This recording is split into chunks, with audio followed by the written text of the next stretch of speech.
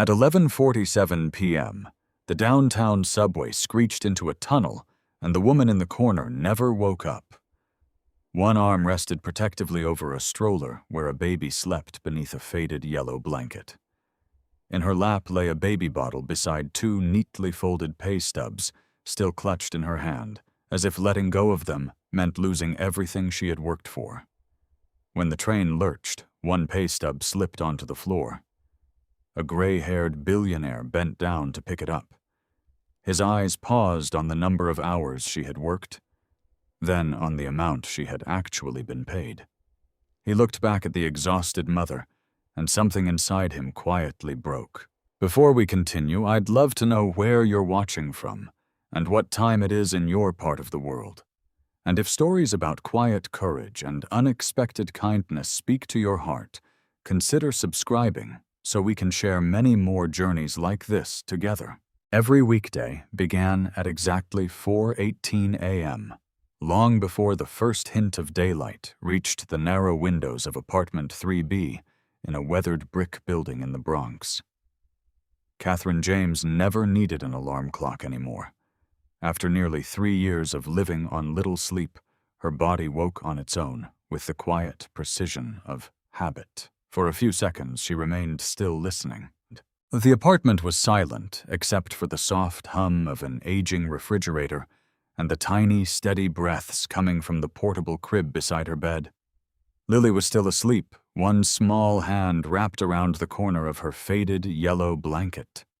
Kathryn smiled. Those few peaceful seconds were often the calmest part of her entire day. She slipped carefully from beneath the blanket without making the mattress creak.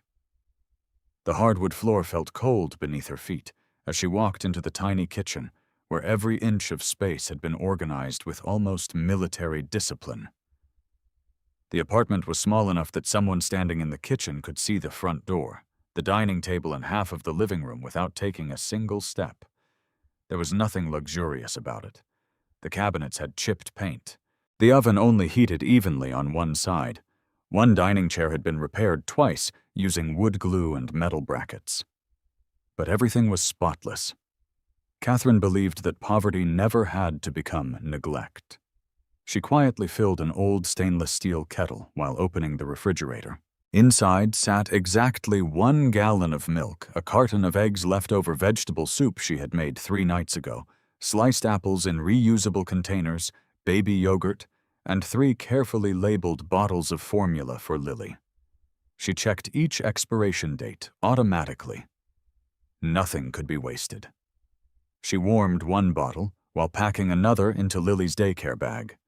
Then she opened a small notebook resting beside the microwave. Every expense was written in neat blue ink: rent, utilities, MetroCard, daycare, diapers, formula, laundry. There were no vacations, no streaming subscriptions, no restaurant meals, no impulse purchases. At the bottom of the page, she wrote another number: $18.40. That was how much remained in her checking account until Friday. She stared at it for only a second before closing the notebook. There was no point worrying about numbers before sunrise. She still had work to do. At 4:47 a.m., Lily began stirring. Kathryn walked back into the bedroom and gently lifted her daughter into her arms.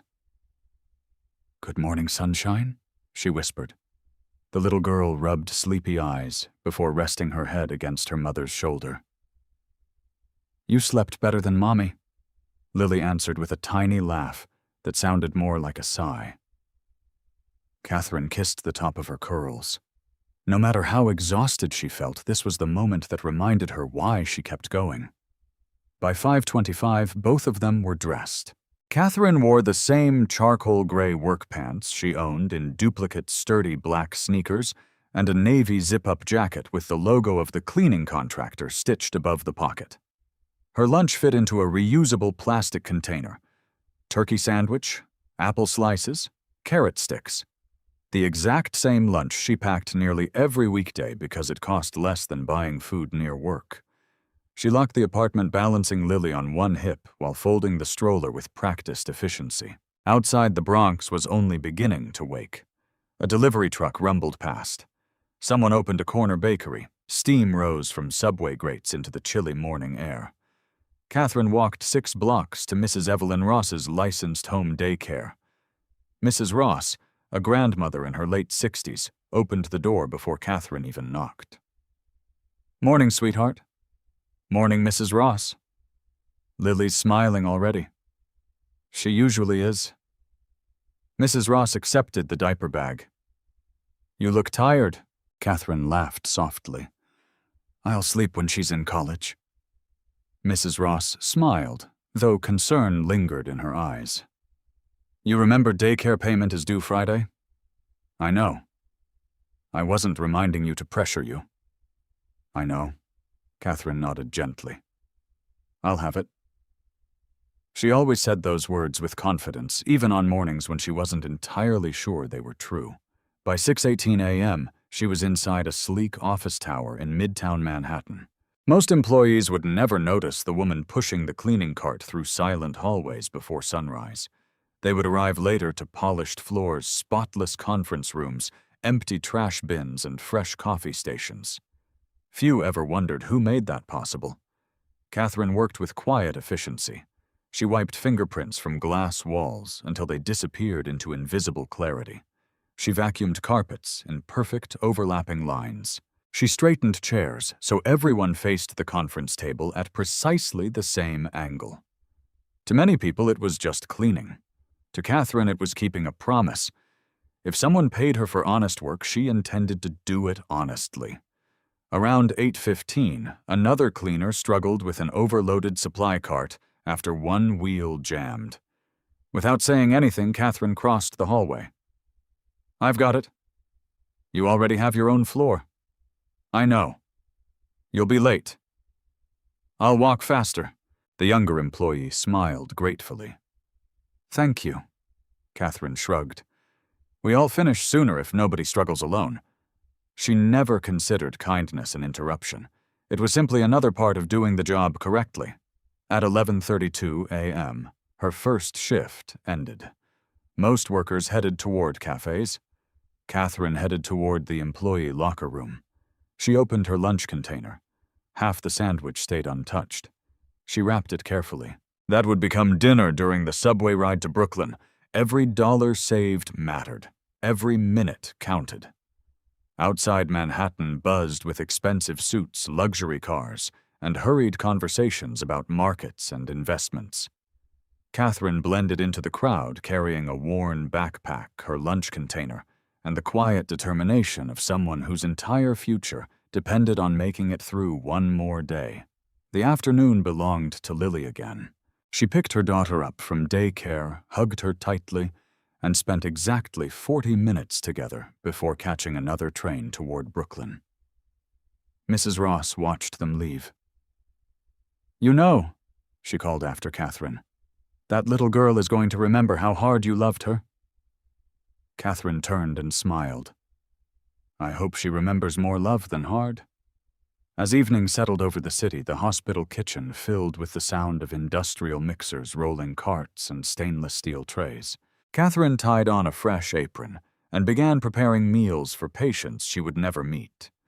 She chopped vegetables with practiced rhythm-assembled meal trays labeled dietary restrictions and scrubbed counters until they reflected the fluorescent lights overhead.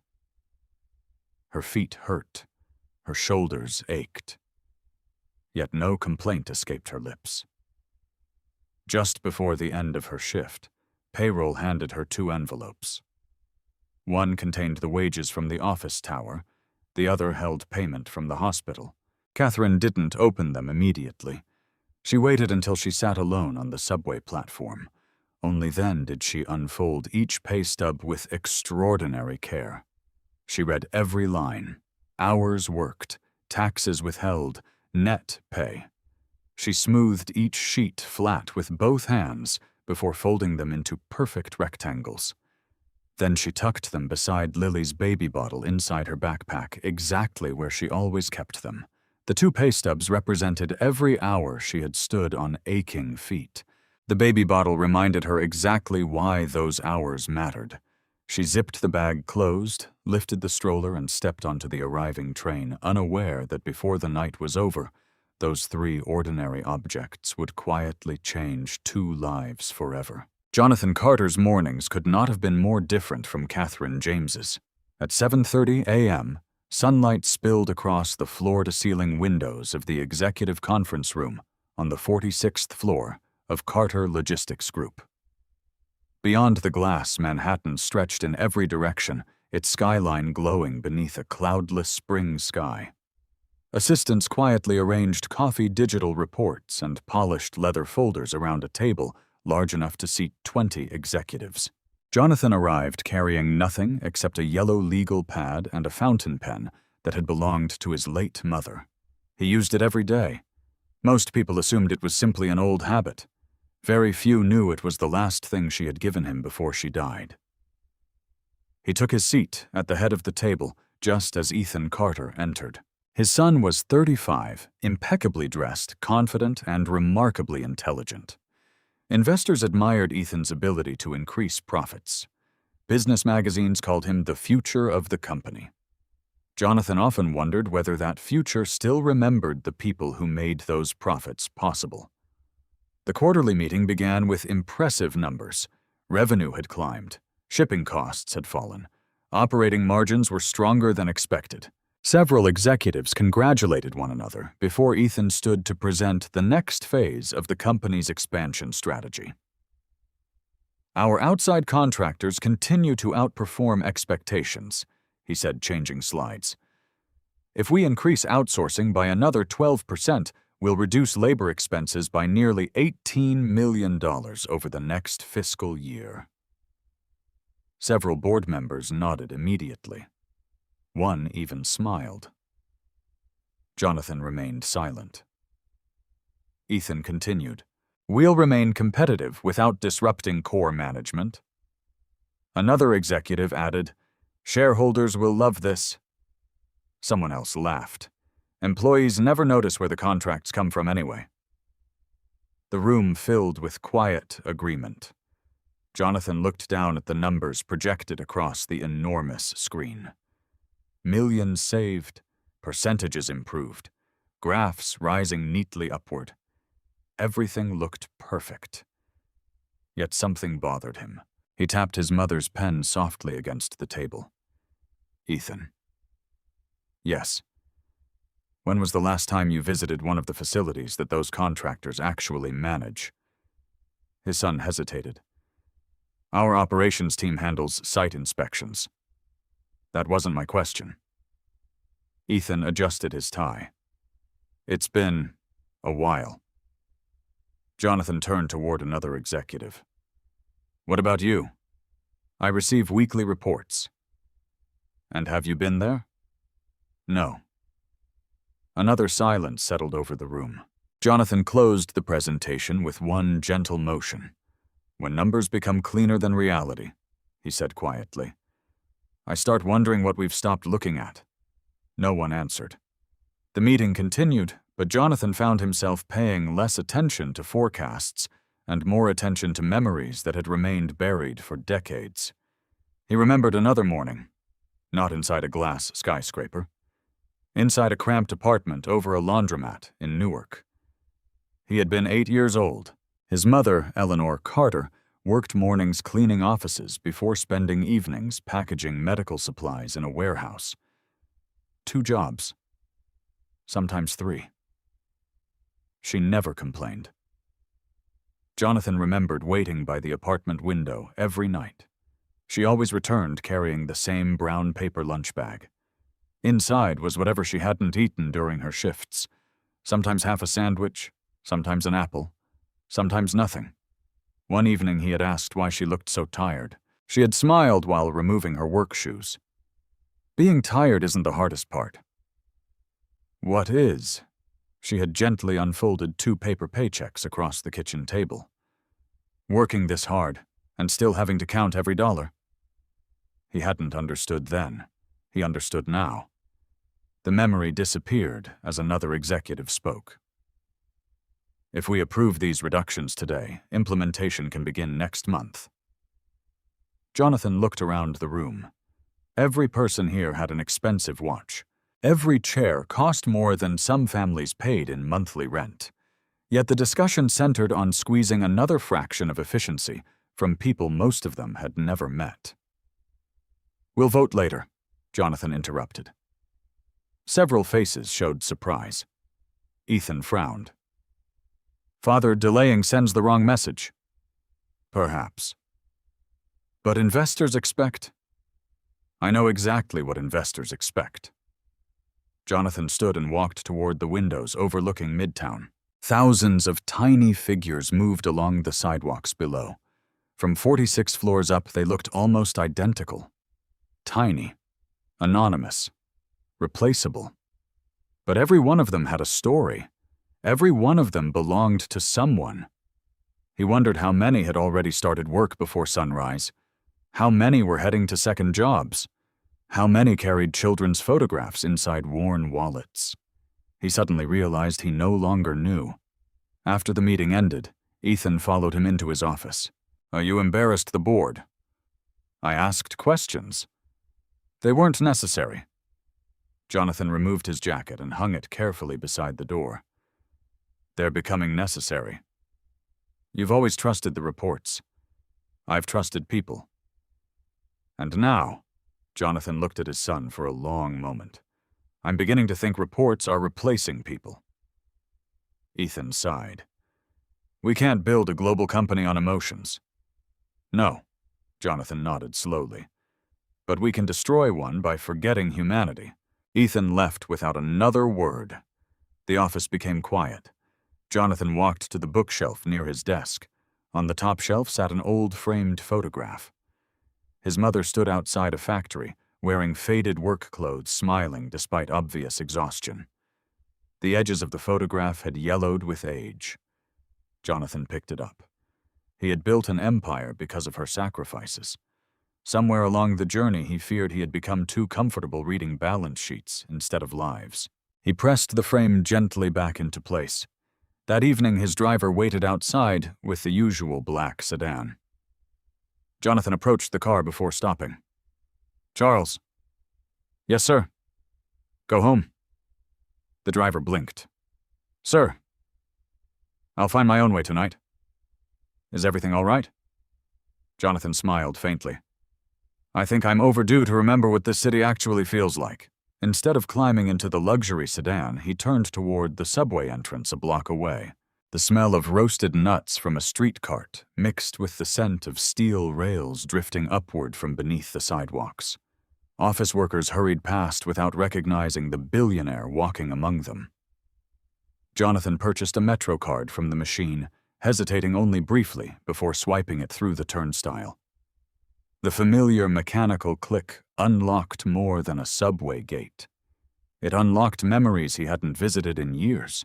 He remembered standing beside his mother on crowded platforms, remembered her tired hands holding paper paychecks, remembered falling asleep against her shoulder while trains rattled through dark tunnels beneath New York. He stood quietly as the headlights of an approaching train emerged from the darkness. He had no idea that only a few stations away, another exhausted parent was already fighting to keep her eyes open. Within minutes, two strangers whose lives could not have seemed more different were moving toward the same subway car, and toward a moment neither of them would ever forget. The downtown train rolled into 96th Street at exactly 11:47 p.m., its steel wheels shrieking against the rails before settling into a steady rhythm once more. Most passengers barely looked up. At that hour, everyone carried the same exhausted expression, each person quietly counting the stations that remained before home. Jonathan Carter stepped into the third car just before the doors closed. He wore a charcoal overcoat over a simple navy sweater, instead of the tailored suits that usually announced his status.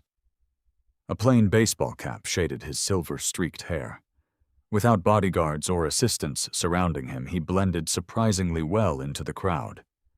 He wrapped one hand around a metal pole and slowly scanned the car. Teenagers stared at their phones. A nurse in blue scrubs leaned against the window with her eyes closed. A construction worker slept with his hard hat resting on his lap. Then Jonathan noticed the stroller. It wasn't expensive. One wheel squeaked every time the train shifted directions. A strip of gray duct tape reinforced the handle where the foam grip had torn away months earlier. Inside, a little girl slept peacefully beneath a faded yellow blanket clutching a small stuffed rabbit, missing one button eye. Beside the stroller sat Kathryn James. Her head rested awkwardly against the subway window, the vibration of the train gently rocking her deeper into sleep. Dark circles framed her eyes. Loose strands of hair had escaped the bun she had tied before sunrise, and her shoulders slumped with the unmistakable weight of complete exhaustion. She wasn't sleeping comfortably. She was sleeping because her body had finally refused to stay awake. One hand still rested protectively on Lily's stroller. The other held two neatly folded pay stubs. Balanced carefully beside them was a baby bottle filled with freshly mixed formula. Jonathan found himself staring at the woman's hands. The skin around her knuckles was rough and dry. Tiny cracks lined several fingertips, the kind left by constant exposure to industrial cleaning chemicals and endless hand-washing. He had seen hands like those before, his mother's. The train slowed into another station. More passengers boarded. A young man glanced toward Kathryn before muttering loudly enough for several people nearby to hear. "People will sleep anywhere," his friend chuckled. "Probably doesn't even have a place to live." An older woman frowned towards the stroller. "Poor baby." No one stood close enough to notice the contractor identification badge clipped to Kathryn's backpack. No one saw the employee cafeteria wristband still around her arm. No one realized this woman had already worked nearly 17 hours that day. To them, she was simply another tired stranger on a late-night train. Jonathan felt something tighten inside his chest. His mother had once told him that the easiest way to misunderstand someone was to look at only 5 seconds of their life. The train lurched unexpectedly as it switched tracks. Kathryn's body shifted forward. One of the folded pay stubs slipped from her fingers, fluttering silently onto the subway floor. She never noticed. Jonathan bent instinctively before anyone else reacted. He picked up the paper. At first he intended only to hand it back. Then his eyes caught the numbers. Regular hours, overtime hours, gross pay, federal tax, state tax, health insurance deduction, net pay. He read the figures twice, then a third time. His breathing slowed. The hours listed on the statement told the story before the money did. More than 90 hours worked over 2 weeks between 2 employers. The amount left after deductions was far smaller than anyone working those hours should have had to live on in New York City. Jonathan lowered the paper slightly. He looked again at Kathryn. Her shoes were worn nearly smooth at the heels. Her backpack had been repaired with careful stitches instead of replaced. The baby bottle beside her contained exactly enough formula for 1 feeding. Nothing about her suggested carelessness. Everything suggested sacrifice. His thoughts drifted back to the yellowed photograph in his office. His mother sitting at the kitchen table. 2 paper paychecks spread before her. The same quiet concentration. The same tired hands. The same determination not to fall apart until tomorrow. The resemblance startled him. Not because Kathryn looked like his mother, because she carried herself the same way. With dignity that survived exhaustion. Across the aisle, another passenger glanced toward Jonathan. "You know her?" Jonathan shook his head. "No." "You should wake her." He looked at Kathryn again. Dark circles beneath her eyes. Her hand still resting protectively against the stroller. Lily sleeping peacefully, completely trusting the woman beside her. Jonathan answered softly. "I think she needs the sleep more than she needs to be embarrassed." The passenger looked confused, but said nothing more. Jonathan carefully refolded the pay stub exactly the way Kathryn had folded it herself. The creases matched perfectly. He leaned forward slowly. Without making enough movement to wake her, he slid the paper gently back beneath her fingers. Her hand closed around it instinctively. Even asleep, she refused to let it go. The train continued north. Jonathan remained standing only a few feet away. For the first time in years, he wasn't thinking about quarterly earnings. He wasn't thinking about expansion plans. He wasn't thinking about shareholder expectations. He was thinking about one question. How could someone work this hard and still fall asleep on a subway holding proof that it wasn't enough? When the train approached 149th Street, Jonathan's stop arrived. The announcement echoed through the car. He hesitated. Part of him wanted to walk away. Another part refused. Just before the doors opened, Lily stirred slightly in her stroller. Without opening her eyes, the little girl reached toward her mother. Kathryn, still asleep, instinctively found her daughter's tiny hand and held it. The movement lasted only a second. But Jonathan felt as though he had witnessed something sacred. No speech, no drama, just a mother whose body had reached its limit, yet whose first instinct remained protecting her child. The train doors slid open. Jonathan stepped onto the platform. As the subway pulled away into the darkness, he remained standing beneath the fluorescent lights, watching the red taillights disappear down the tunnel. He had boarded the train hoping to remember what ordinary life looked like. Instead, ordinary life had confronted him with a truth his company reports had never shown. He reached into his coat pocket and pulled out the old fountain pen that had belonged to his mother. Turning it slowly between his fingers, he whispered words no one else on the platform could hear. "I've been measuring the wrong numbers."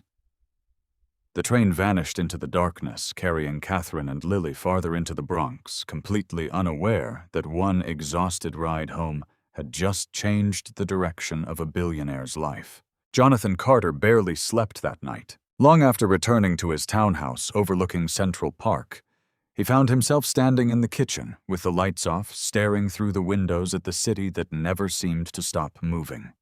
Somewhere beyond the glow of streetlights and office towers, trains were still running beneath the streets, carrying nurses home from hospitals, janitors to early shifts, and parents who had spent another day wondering whether their paychecks would stretch far enough. The image refused to leave him.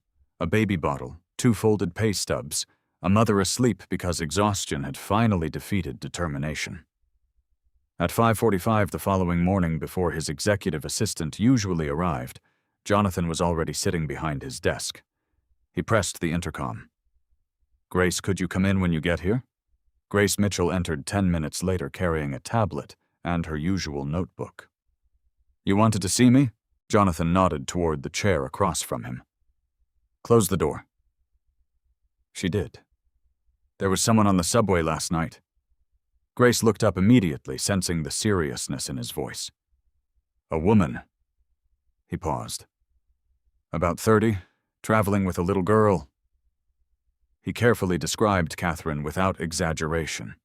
The stroller, the contractor badge clipped to the backpack, the hospital wristband, the 2 pay stubs. Grace listened without interrupting. Finally, she asked, "What would you like me to do?" Jonathan leaned back slowly. "I don't want gifts delivered." She nodded. "No anonymous checks." Another nod.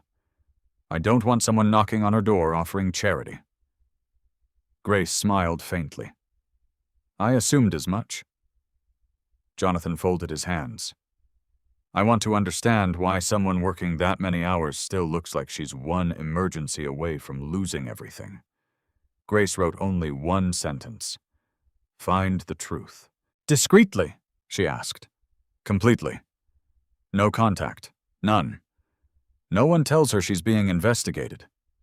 "Exactly." Grace had worked beside Jonathan for nearly 12 years. She knew the difference between curiosity and conviction. This wasn't curiosity. Something had changed. "I'll begin this morning." As Grace left the office, Jonathan walked to the photograph of his mother again. "I hope I'm finally asking the right question," he whispered. Across the city, Kathryn's day unfolded exactly as every Wednesday usually did. She had no idea anyone even remembered seeing her on the train. At 6:20 a.m., she emptied wastebaskets on the 32nd floor of the Midtown office building while listening to a motivational podcast through one earbud. Not because she expected life to become easy, because she believed every day deserved to begin with hope instead of complaints. Around mid-morning, Melissa Turner found Kathryn replacing paper towels in one of the executive restrooms. "You took your break yet?" Kathryn smiled. "Not yet." "You always say that." "I will." Melissa crossed her arms. "And then you'll spend half of it filling somebody else's supply closet." Kathryn laughed. "Only if they forgot." "You know why everyone likes you." "Because I refill the coffee filters." "No." Melissa shook her head. "Because you never make hard work look like somebody else's problem." Kathryn simply shrugged. "My mother used to say the job isn't finished until everyone can go home."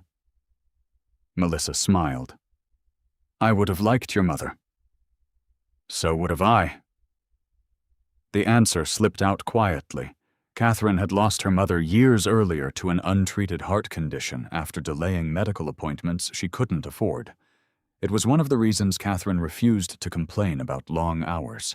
She had learned young that life rarely paused long enough for self-pity. That afternoon, after picking Lily up from daycare, Kathryn stopped at a neighborhood grocery store. She carried a handwritten shopping list: milk, bananas, diapers, laundry detergent. Nothing else. She compared prices carefully before placing each item into her basket. At the register, the total appeared on the screen: $41.82. Kathryn looked inside her wallet. She counted bills once, then coins. She quietly removed the detergent. "Just these today." The cashier nodded without judgment. Kathryn smiled politely, though disappointment lingered behind her eyes. Laundry could wait another week. Lily's diapers could not. When she reached home that evening, before leaving for her second shift, she opened both pay stubs again. The ritual never changed. She spread them flat across the small kitchen table. Not because she enjoyed looking at them, because she needed to know exactly where every dollar belonged. Rent, electricity, daycare, MetroCard, formula, phone bill. She wrote each amount into her notebook. After several minutes, she reached the final line. Remaining balance after Friday's daycare payment: $26. She stared silently at the number. Enough if nothing unexpected happened. Not enough if anything did. Lily toddled across the living room holding her stuffed rabbit. "Mama." Kathryn immediately folded both pay stubs. She smiled as though she hadn't been worrying at all. "What is it, sweetheart?" The little girl lifted the rabbit toward her. Kathryn accepted it with exaggerated excitement. "Oh my goodness, Mr. Bunny wants a hug," Lily giggled. For a few minutes, numbers no longer existed. Only laughter. Only love. Later that same evening, Grace Mitchell's investigation began producing answers. Employment records confirmed that Kathryn James worked for two completely different contractors. One cleaned commercial office buildings. The other supplied kitchen staff to hospitals. Neither company technically belonged to Carter Logistics. Yet both appeared several layers deep within the corporation's nationwide vendor network. Grace frowned. She continued digging. Hourly wages, benefits, scheduling practices, overtime policies. Every document painted the same picture. The contractors met every legal requirement. But legality wasn't the same thing as sustainability. Employees often pieced together 2 or 3 jobs because none of the individual positions provided enough income to support a family. Grace closed the last report. She wasn't reading statistics anymore. She was reading thousands of lives hidden inside spreadsheets. At nearly 10 that night, she walked into Jonathan's office carrying a slim folder. "I've found her." Jonathan looked up immediately. Grace placed the folder on his desk. "You were right." He opened the first page. Kathryn James. Age 32, single mother. 2 employers. No disciplinary record. Perfect attendance at both jobs during the past 11 months. Jonathan's eyes moved slowly down the page. Grace spoke quietly. She isn't the exception. What do you mean? There are hundreds of workers with nearly identical schedules. Jonathan looked up. Grace met his eyes. They're all hidden inside contractor reports. The room fell silent. Jonathan closed the folder without reading another page. For the first time, he realized the woman from the subway wasn't simply struggling inside a broken system. She was revealing one that had been standing in front of him all along. Jonathan Carter had visited dozens of Carter logistics facilities over the years.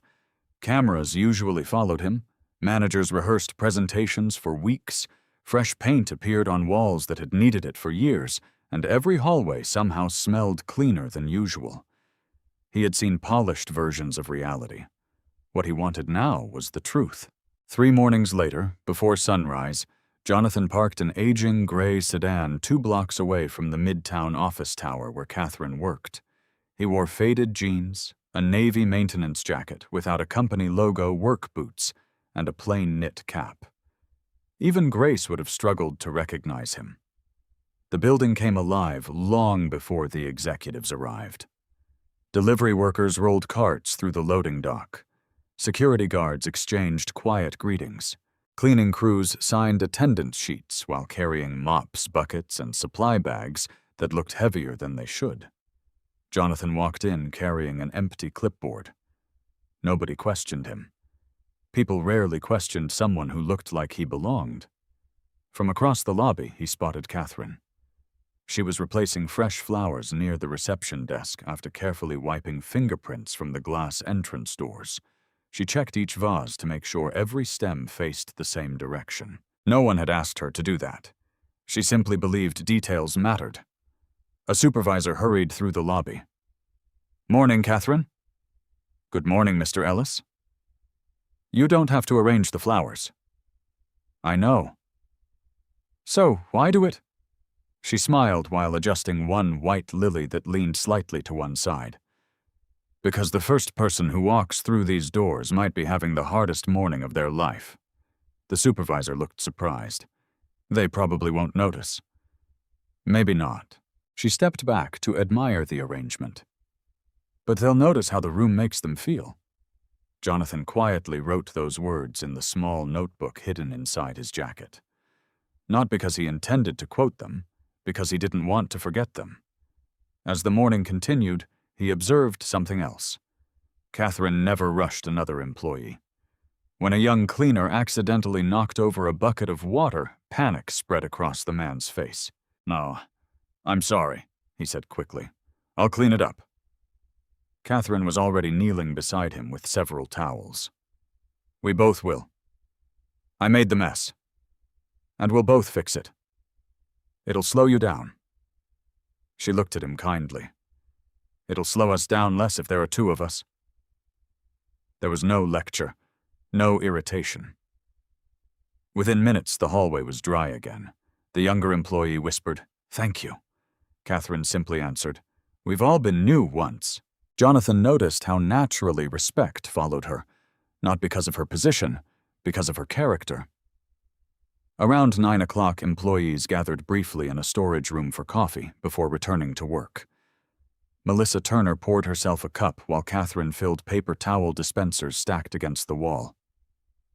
Melissa sighed. "You know what your problem is?" Kathryn laughed. "I only get one." "You act like you're responsible for the whole building." Kathryn shrugged.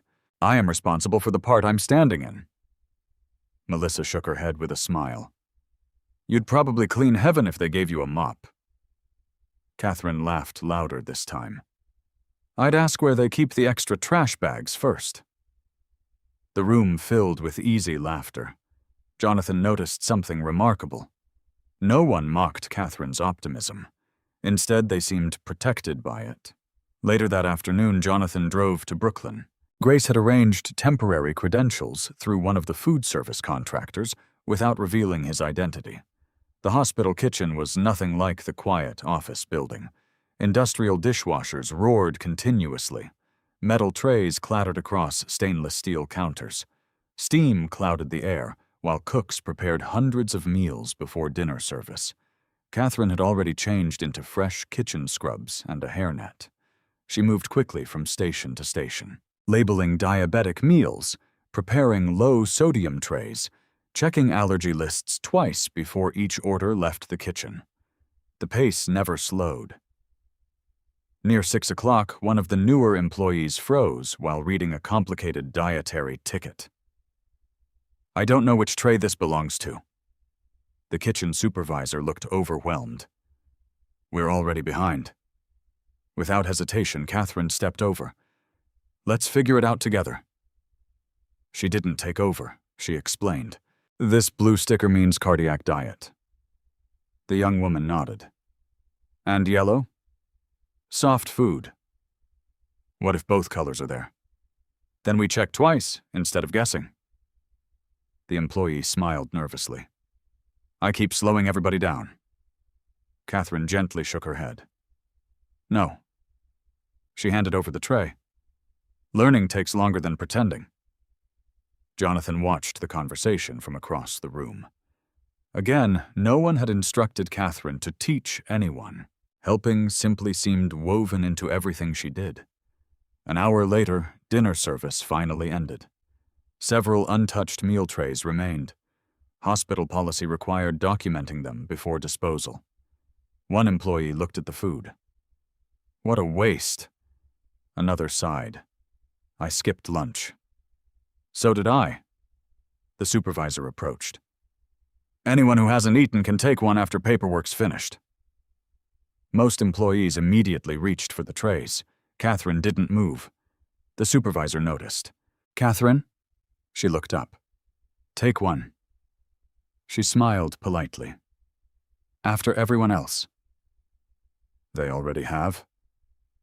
She glanced around the room one more time. "Is Maria gone?" The supervisor frowned.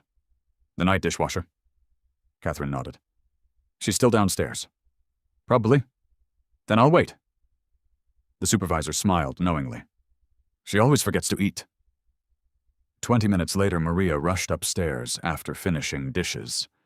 She looked exhausted. Kathryn quietly handed her the final meal tray.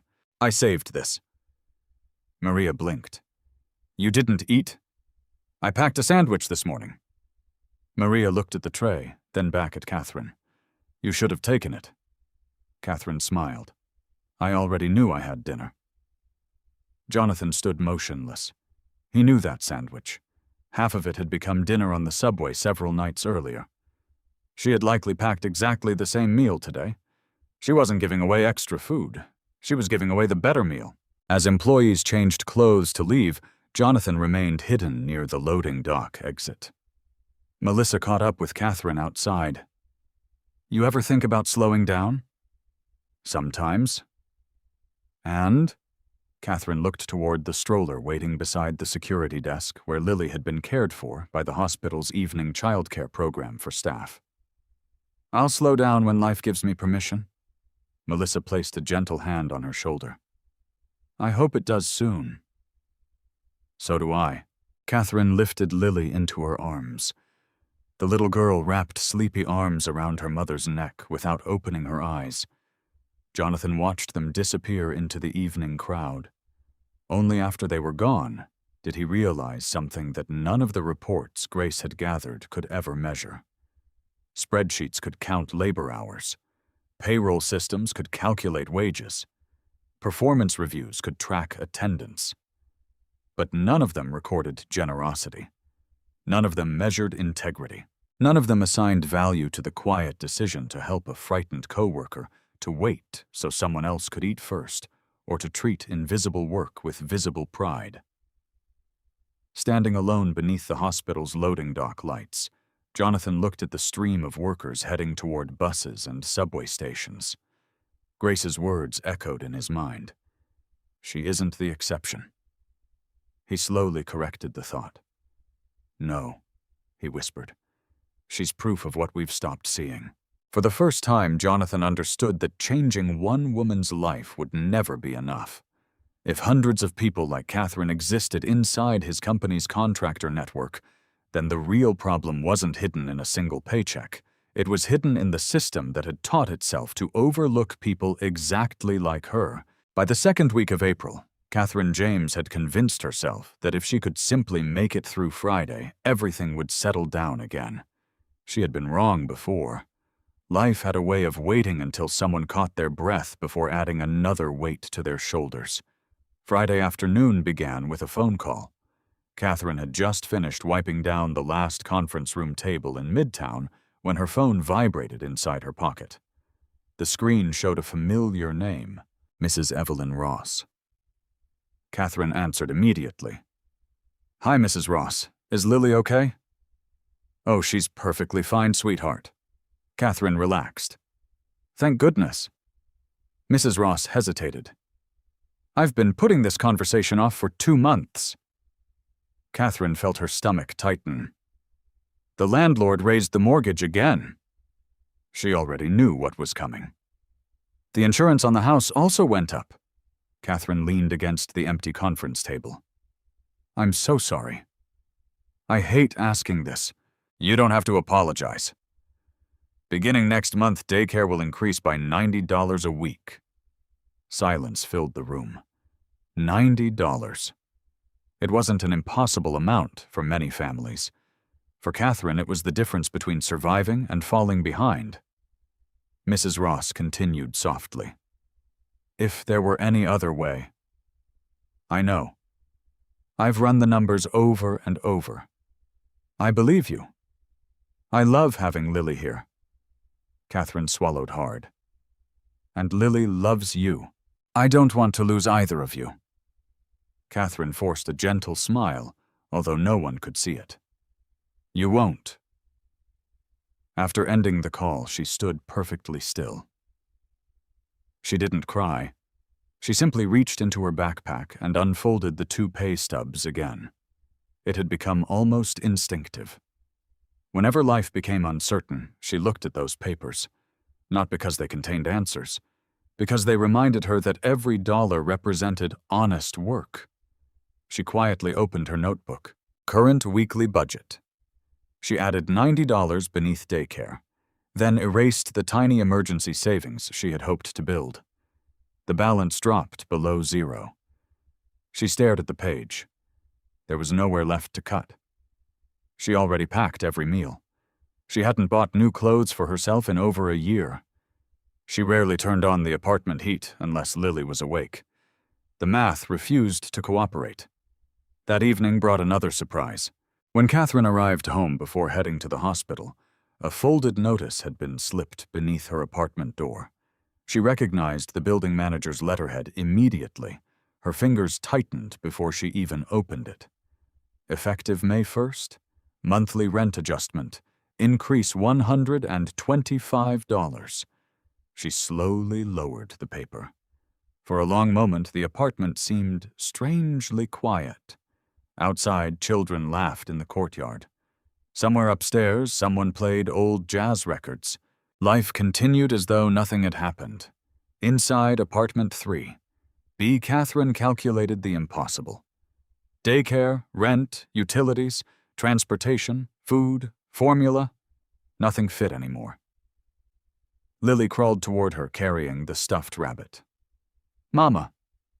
Kathryn immediately knelt and hugged her daughter. "Hi, beautiful girl." Lily giggled and pressed the rabbit into Kathryn's hands. The little gesture almost broke her heart. Children never understood numbers. They understood faces. Kathryn refused to let worry become the expression her daughter remembered. She carried Lily into the kitchen and prepared dinner. Vegetable soup, a slice of bread, banana pieces for Lily. While they ate, Kathryn quietly considered every possible solution. She could move, but moving required deposits she didn't have. She could find cheaper daycare, but Mrs. Ross was one of the few licensed providers who opened before 6 in the morning and stayed late enough for Kathryn's schedule. She could quit one job. The thought lingered longer than she wanted. She took out another sheet of paper. If she left the cleaning job, she would lose nearly half her weekly income. Rent would become impossible. if she left the hospital. She would no longer qualify for the evening childcare program offered to hospital staff. Without evening childcare, she couldn't work nights anywhere else. Either decision led to the same place. She whispered to herself, "There has to be another way." But the apartment offered no reply. Later that night, Kathryn wheeled Lily toward the subway station for the ride to Brooklyn. The stroller gave a sharp squeak. She stopped walking. The front wheel leaned noticeably to one side. She crouched beside it. One of the small bearings had cracked. Oh no. She gently tested the wheel again. It still rolled, barely. Replacing it would cost money she no longer had. She tightened the loose bolt with a small multi-tool she kept in the diaper bag. "For one more week," she whispered to the stroller. "Please." As if understanding, Lily clapped happily. Kathryn laughed despite herself. "You're easier to convince." At the hospital that evening, Melissa called during Kathryn's dinner break. "You sound tired." "I've sounded tired for 3 years," Melissa chuckled. "Fair point." Kathryn didn't mention the rent. She didn't mention daycare.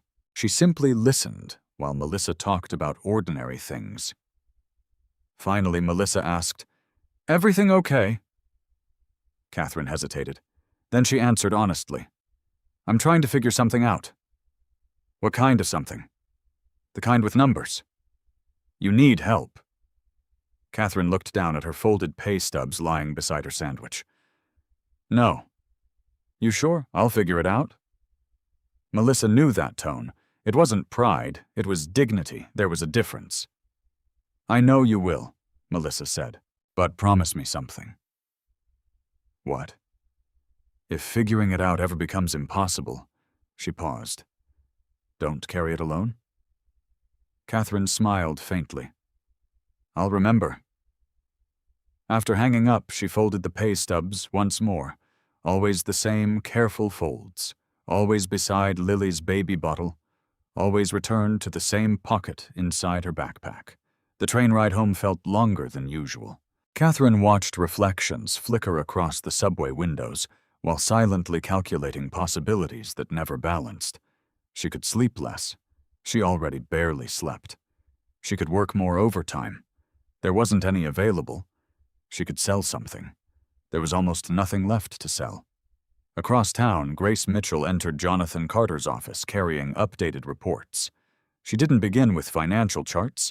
Instead, she placed 3 documents on his desk. One showed average contractor wages. Another listed childcare costs across New York. The third detailed average rent increases in neighborhoods where many employees lived. Jonathan studied each page carefully. Finally, he aligned all 3 side by side. Then he quietly reached for a calculator. For nearly 10 minutes, he entered numbers without speaking.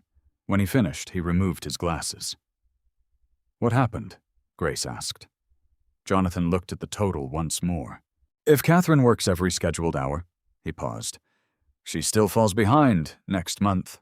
Grace nodded silently. Jonathan leaned back in his chair. He wasn't looking at a budget anymore. He was looking at a woman who had done everything society asked of her. She worked. She stayed honest. She raised her daughter with love. She wasted nothing. And somehow, it still wasn't enough. Jonathan Carter had built his reputation on asking uncomfortable questions. Years earlier, those questions had helped transform a small regional trucking company into one of the largest logistics networks in the country. Somewhere along the way, however, the questions had changed. They became about efficiency expansion acquisitions and quarterly performance. Now they were becoming personal again. 3 days after Grace delivered her findings, Jonathan requested every contract connected to outsourced facility services across the Carter logistics network. The legal department assumed he wanted a routine review. They were wrong. By 9 o'clock the next morning, his conference table disappeared beneath stacks of binders, spreadsheets, vendor agreements, payroll summaries, and procurement reports. Grace stood beside a digital screen, while department heads joined through video conference from Chicago, Atlanta, Dallas, and Philadelphia. Jonathan looked around the room. I have one question. No one spoke. One. How many layers exist between Carter Logistics and the people actually cleaning our buildings, preparing meals in our facilities, and maintaining our properties? The chief procurement officer cleared his throat. It depends on the region. Give me an average. Usually 3. Grace quietly corrected him. In some markets, it's 5. Jonathan looked up. 5. Grace nodded. The parent company hires a national facilities contractor. She changed the screen. That contractor hires regional operators. Another slide appeared. The regional operators subcontract specialized services. Another slide. Those subcontractors hire local staffing agencies. Another. And those agencies recruit the workers. Jonathan stared at the organizational chart. Each level collected management fees, administrative costs, contract margins, profit percentages. By the time wages reached the people actually doing the work, very little remained. He spoke softly. So every layer saves money. Grace finished the sentence. Except for the people creating the value. The room fell silent. Jonathan turned another page. Employee turnover, 72% annually. Average commute, 91 minutes each direction. Percentage working multiple jobs, 46%. Average hourly wage after contractor deductions. He closed the report. Has anyone here ever read these numbers from the perspective of the worker? No one answered. The silence itself became the answer. That afternoon, Ethan Carter walked into the boardroom carrying a tablet. I heard you're reviewing contractor agreements. I am. You'll find they're extremely competitive. Jonathan didn't respond. Ethan continued. Our operating costs are among the strongest in the industry. Jonathan slowly removed his reading glasses. At what cost? Ethan frowned. We're talking about business. So am I. No. Ethan shook his head. You're talking about feelings. Jonathan stood and walked toward the large screen displaying labor statistics. I'm talking about reality. He pointed toward one chart. Look at this. Ethan glanced briefly. Our vendors meet all labor regulations. I didn't ask whether they're legal. They are. I asked whether they're fair. Ethan crossed his arms. Fair isn't measurable. Jonathan looked directly at his son. It becomes measurable when a mother works 2 full-time jobs and still can't afford daycare. The words lingered in the room. Ethan blinked. What mother? Jonathan didn't answer. He wasn't ready to tell that story. Instead, he opened another report. Our contractor turnover rate costs us nearly $28 million every year. Ethan looked surprised. What? Training, recruitment, productivity losses, replacement expenses. Grace added quietly. We're saving wages while spending fortunes replacing exhausted workers. Several executives shifted uncomfortably. Jonathan continued. We've been congratulating ourselves for reducing labor costs. He paused. We never calculated the cost of instability. One executive spoke carefully. If we increase wages through contractors, shareholders may react negatively. Jonathan nodded. They might. And profits, they'll decrease. Another executive leaned forward. So, why would we do that? Jonathan looked around the table before answering. Because companies aren't remembered only for what they earn. He glanced toward the city outside. They're remembered for what they choose to ignore. The meeting ended without a vote. Some executives left frustrated. Others left thoughtful.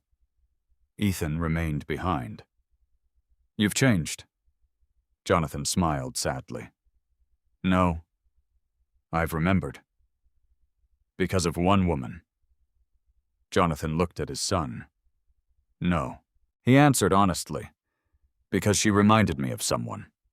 That evening, Jonathan drove alone to the cemetery in Newark where his mother rested. The spring grass had just begun turning green. He carried no flowers, only the fountain pen that had belonged to her. He stood quietly before the modest headstone.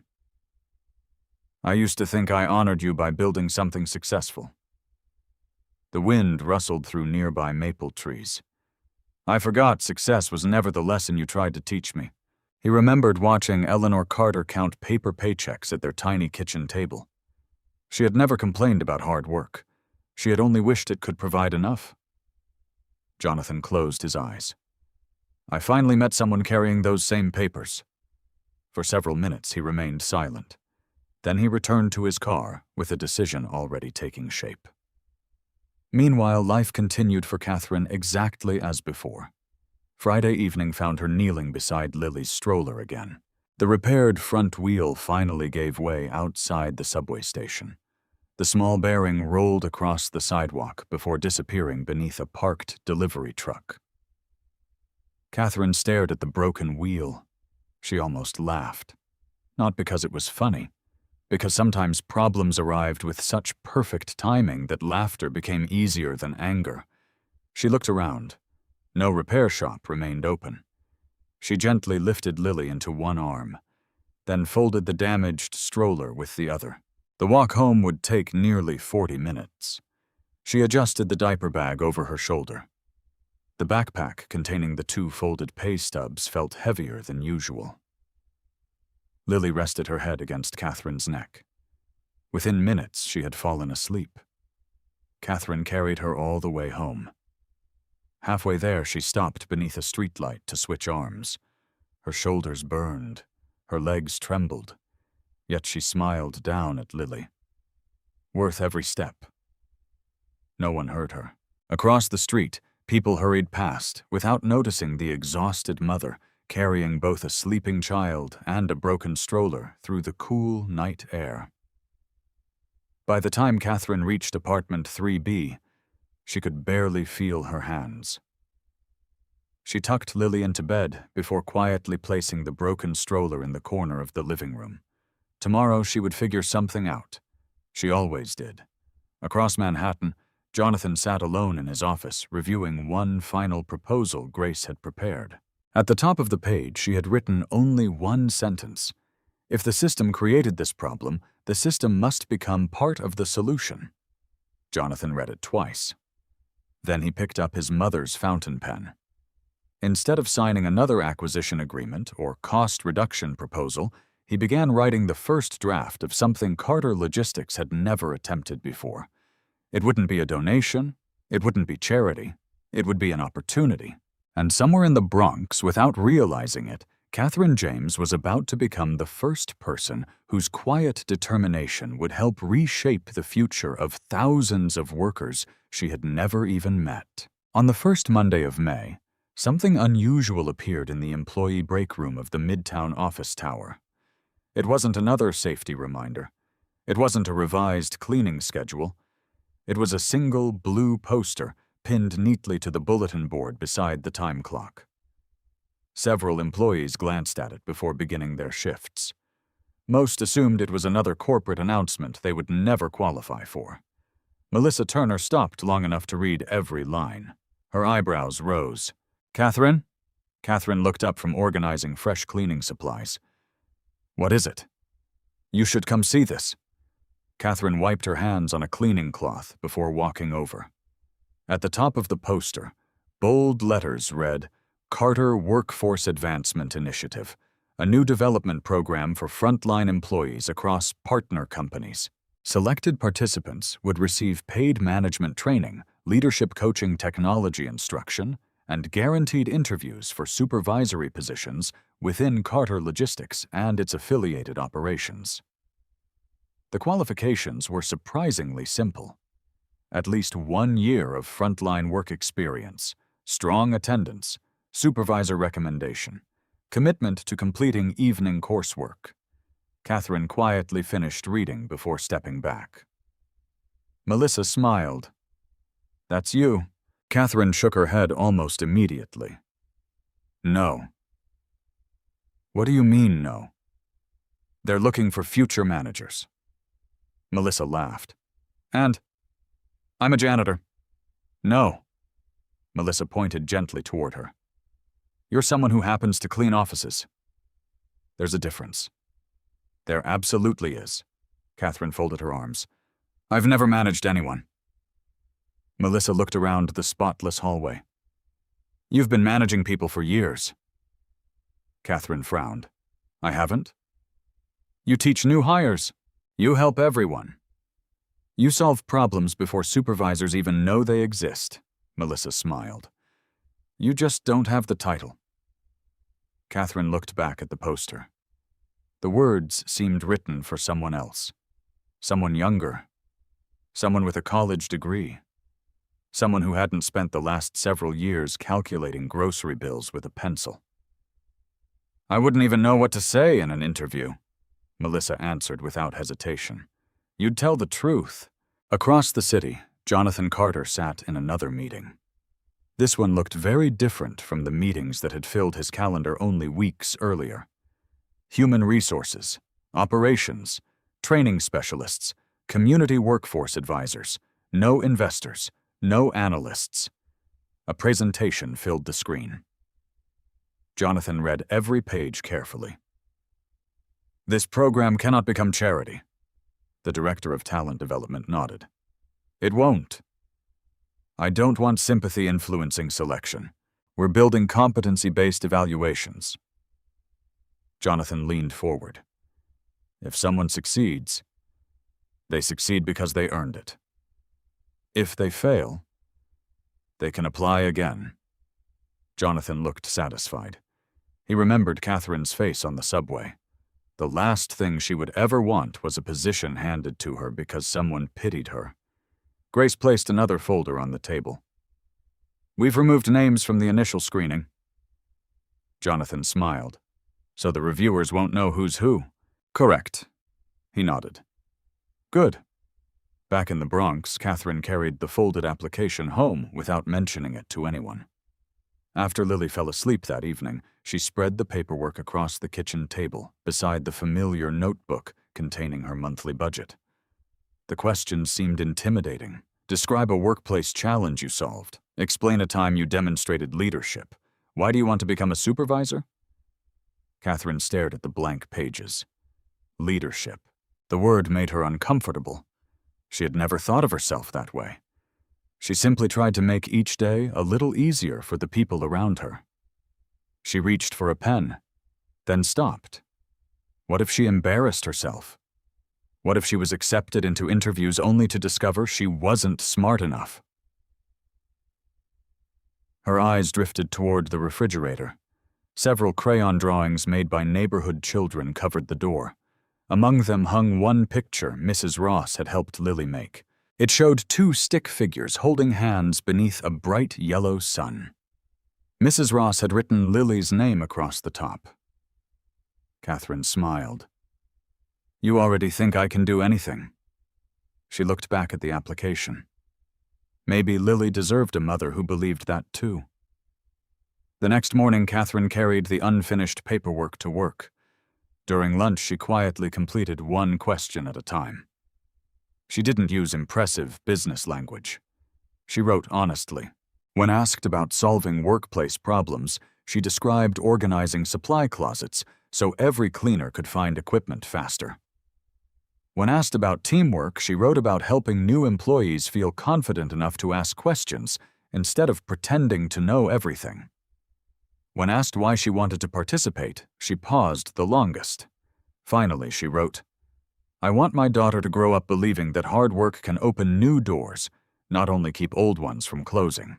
She read the sentence twice, then left it exactly as written. That afternoon, Mr. Ellis, her cleaning supervisor, approached while she polished glass conference room doors. I heard you're thinking about applying. Kathryn looked surprised. Melissa talks. He chuckled. She does. She lowered her eyes. I'm not sure I should. Mr. Ellis leaned against the wall. Do you know how many people I've supervised over 23 years? Kathryn shook her head. Hundreds. He smiled warmly. You know how many arrive before everyone else without being asked. She stayed silent. You, he continued, how many stay late to help coworkers? Again, silence. You, how many complaints have I received about your work? He answered his own question. None? Kathryn looked embarrassed. I'm just doing my job. No. Mr. Ellis shook his head. You're doing more than your job. He reached into his folder and removed a recommendation form. Without another word, he signed it, then handed it to Kathryn. She stared at the signature. I didn't ask you to do this. I know. Thank you. He smiled. One more thing. She looked up. If they choose you, I might not. When they choose you, he corrected himself. Don't spend your first day wondering whether you belong. He tapped the recommendation letter. You've belonged for a long time. That evening, Kathryn submitted the application minutes before the deadline. She pressed the final confirmation button on the public library computer because she couldn't afford internet service at home. The screen displayed "Application Received." She sat quietly for several seconds. Nothing about her life had changed. Rent was still due. The stroller was still broken. The 2 folded pay stubs still rested inside her backpack beside Lily's baby bottle. Yet as she walked out of the library into the cool evening air, something inside her felt slightly different. Not hopeful. Hope still seemed too fragile. But perhaps, for the first time in many months, she allowed herself to imagine a future that looked different from simply surviving until next Friday. Hundreds of applications would soon arrive on anonymous review desks across Carter Logistics. Reviewers would see names replaced by identification numbers. They would never know which application belonged to the exhausted mother Jonathan Carter had found asleep on a subway, and that was exactly the way he wanted it. 2 weeks after submitting her application, Kathryn James almost forgot about it. That wasn't because she had lost interest. Life simply left very little room for anticipation. Every morning still began before sunrise. Every evening still ended long after most apartment windows had gone dark. The broken stroller remained propped against the corner of her living room, waiting until she could afford a replacement wheel. Until then, she carried Lily whenever the sidewalks were too uneven or the damaged wheel refused to turn. She told herself that if the training program never called, nothing would really change. She would continue doing what she had always done. She would work. She would love her daughter. She would endure. Then, on a rainy Tuesday afternoon, her phone buzzed while she was replacing soap dispensers on the 27th floor. The caller identification showed an unfamiliar Manhattan number. She almost ignored it. Hello? May I speak with Kathryn James? This is Kathryn. Miss James, this is Olivia Barnes from Carter Workforce Advancement. Kathryn instinctively looked around the empty hallway. Yes. We're pleased to let you know you've been selected for the final assessment stage. She closed her eyes. For several seconds, she couldn't speak. Miss James, I'm here. You'll participate in a 1-day leadership assessment this Saturday. Kathryn's excitement immediately collided with reality. Saturday. She worked both jobs on Saturdays. I'm not sure I can. Olivia answered gently. Attendance is required. Kathryn thanked her, wrote down the details, and ended the call. Her smile disappeared almost immediately. How could she attend? Missing one shift at either job meant losing wages she couldn't afford to lose. She spent the next hour cleaning offices while mentally rearranging impossible schedules. That evening, she approached Mr. Ellis after everyone else had gone home. Can I ask you something? Of course. I've been invited to the final assessment for that Carter program. His face lit up. That's wonderful. It is. She hesitated. But it falls during my shift. Mr. Ellis didn't answer immediately. Instead, he opened the scheduling computer. You've covered extra hours for nearly everyone in this department. Kathryn looked down. I never kept track. I did. He turned the screen toward her. You've traded shifts 23 times. She looked surprised. I have. You've earned a favor. He smiled. I'll cover your Saturday. Kathryn shook her head. You don't have to. I know. But I want to. She swallowed hard. Thank you. The hospital proved more difficult. The weekend kitchen operated with minimal staff. The supervisor frowned while reviewing the schedule. I honestly don't know how we'll manage. Before Kathryn could respond, Maria stepped forward. I'll take her prep station. The supervisor looked uncertain. You've never handled both sections. I'll learn. Another employee raised his hand. I'll come in 2 hours early. Then another. I can stay late. Within minutes, 4 co-workers had quietly rearranged their own weekend plans. Kathryn stared at them in disbelief. You don't have to do this. Maria smiled. Neither did you. Kathryn frowned. What do you mean? Maria laughed softly. You think people forget? She pointed toward the kitchen. You covered my shifts after my surgery. Another employee spoke. You stayed late when my son broke his arm. A third added. You trained me after everyone else gave up. Maria folded her arms. You've been helping all of us for years. She smiled warmly. Let us help you for one day. Kathryn felt tears threatening. She quickly blinked them away. Saturday arrived with gray skies and steady rain.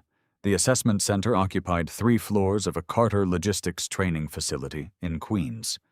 Nearly 60 finalists filled the reception area. Some wore business suits, others carried college portfolios.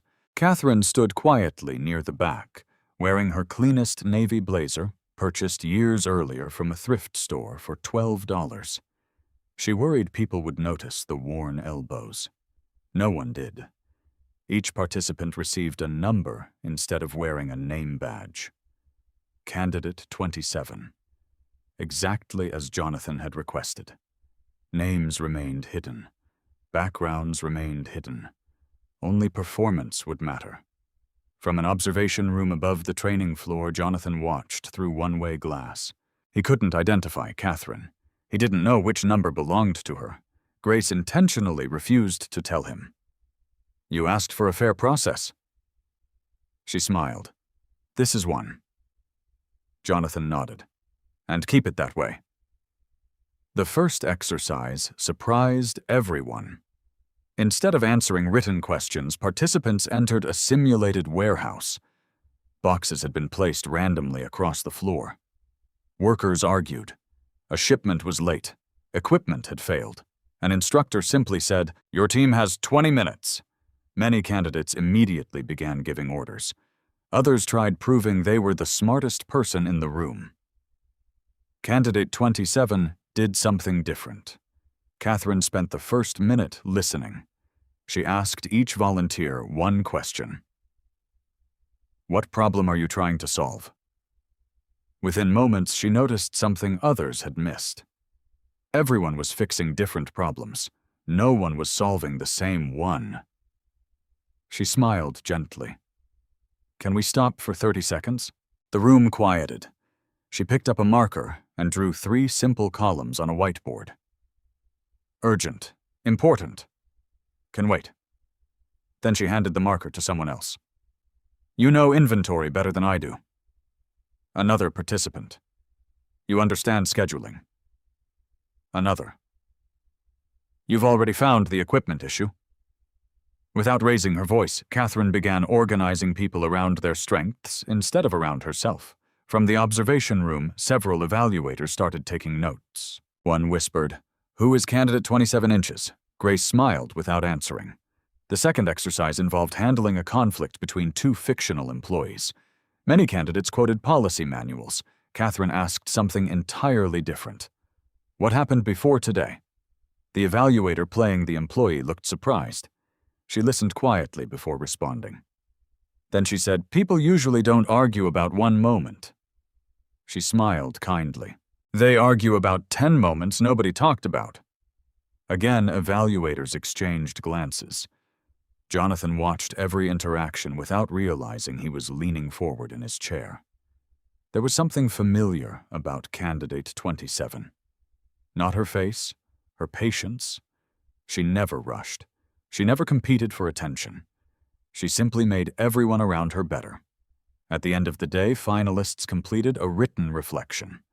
The final question asked, "Describe what leadership means to you."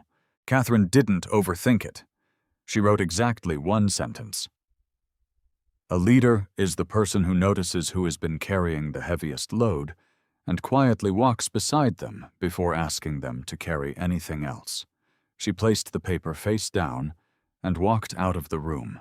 From the observation gallery, Jonathan picked up the anonymous response after evaluations concluded. He read the sentence twice, then a third time. Without knowing whose handwriting it was, he smiled. For the first time since launching the program, he felt certain that the future of his company might not belong to the loudest voices in the room. It might belong to the people who had spent years serving quietly while no one was watching. 3 months later, the first graduating class of the Carter Workforce Advancement Initiative gathered inside a renovated training center overlooking the East River. 42 participants had completed the program. Some came from warehouses. Some maintained office buildings. Others prepared meals, repaired equipment, or worked overnight security shifts. They represented jobs that most executives rarely noticed but depended on every day. Kathryn James stood near the back of the room, holding a simple certificate inside a navy folder. She had graduated near the top of the class. Even now, she struggled to believe her name belonged there. The ceremony itself was modest. No television cameras, no press releases. Jonathan Carter had insisted on that. "This isn't a publicity event," he had told the communications department. "It's the beginning of a responsibility." When the ceremony ended, participants expected to return to their normal jobs while waiting for future openings. Instead, Jonathan walked onto the small stage carrying a single envelope. "I have one announcement." The room became quiet. "Today is not only about recognizing your work." He looked around slowly. "It's about recognizing our failure." Several executives seated in the front row shifted uncomfortably. Jonathan continued anyway. "For too many years we measured efficiency while ignoring exhaustion." His voice remained calm. "We celebrated lower labor costs without asking why so many hardworking people needed 2 jobs just to survive." Nobody interrupted. Every person in the room understood exactly what he meant. Jonathan turned toward the executives seated behind him. "Beginning today, Carter Logistics will implement the largest workforce reform in our company's history." A large screen illuminated behind him. The first change appeared. Every contractor working within the Carter network would be required to meet a new minimum compensation standard that exceeded local living wage benchmarks. The second, contractors would receive financial incentives tied to employee retention rather than labor reductions. The third, expanded childcare assistance for eligible frontline employees. The fourth, transparent wage reporting across every contracting level. The fifth, guaranteed internal advancement pathways for qualified frontline workers. The room remained silent for several seconds. Then someone began clapping.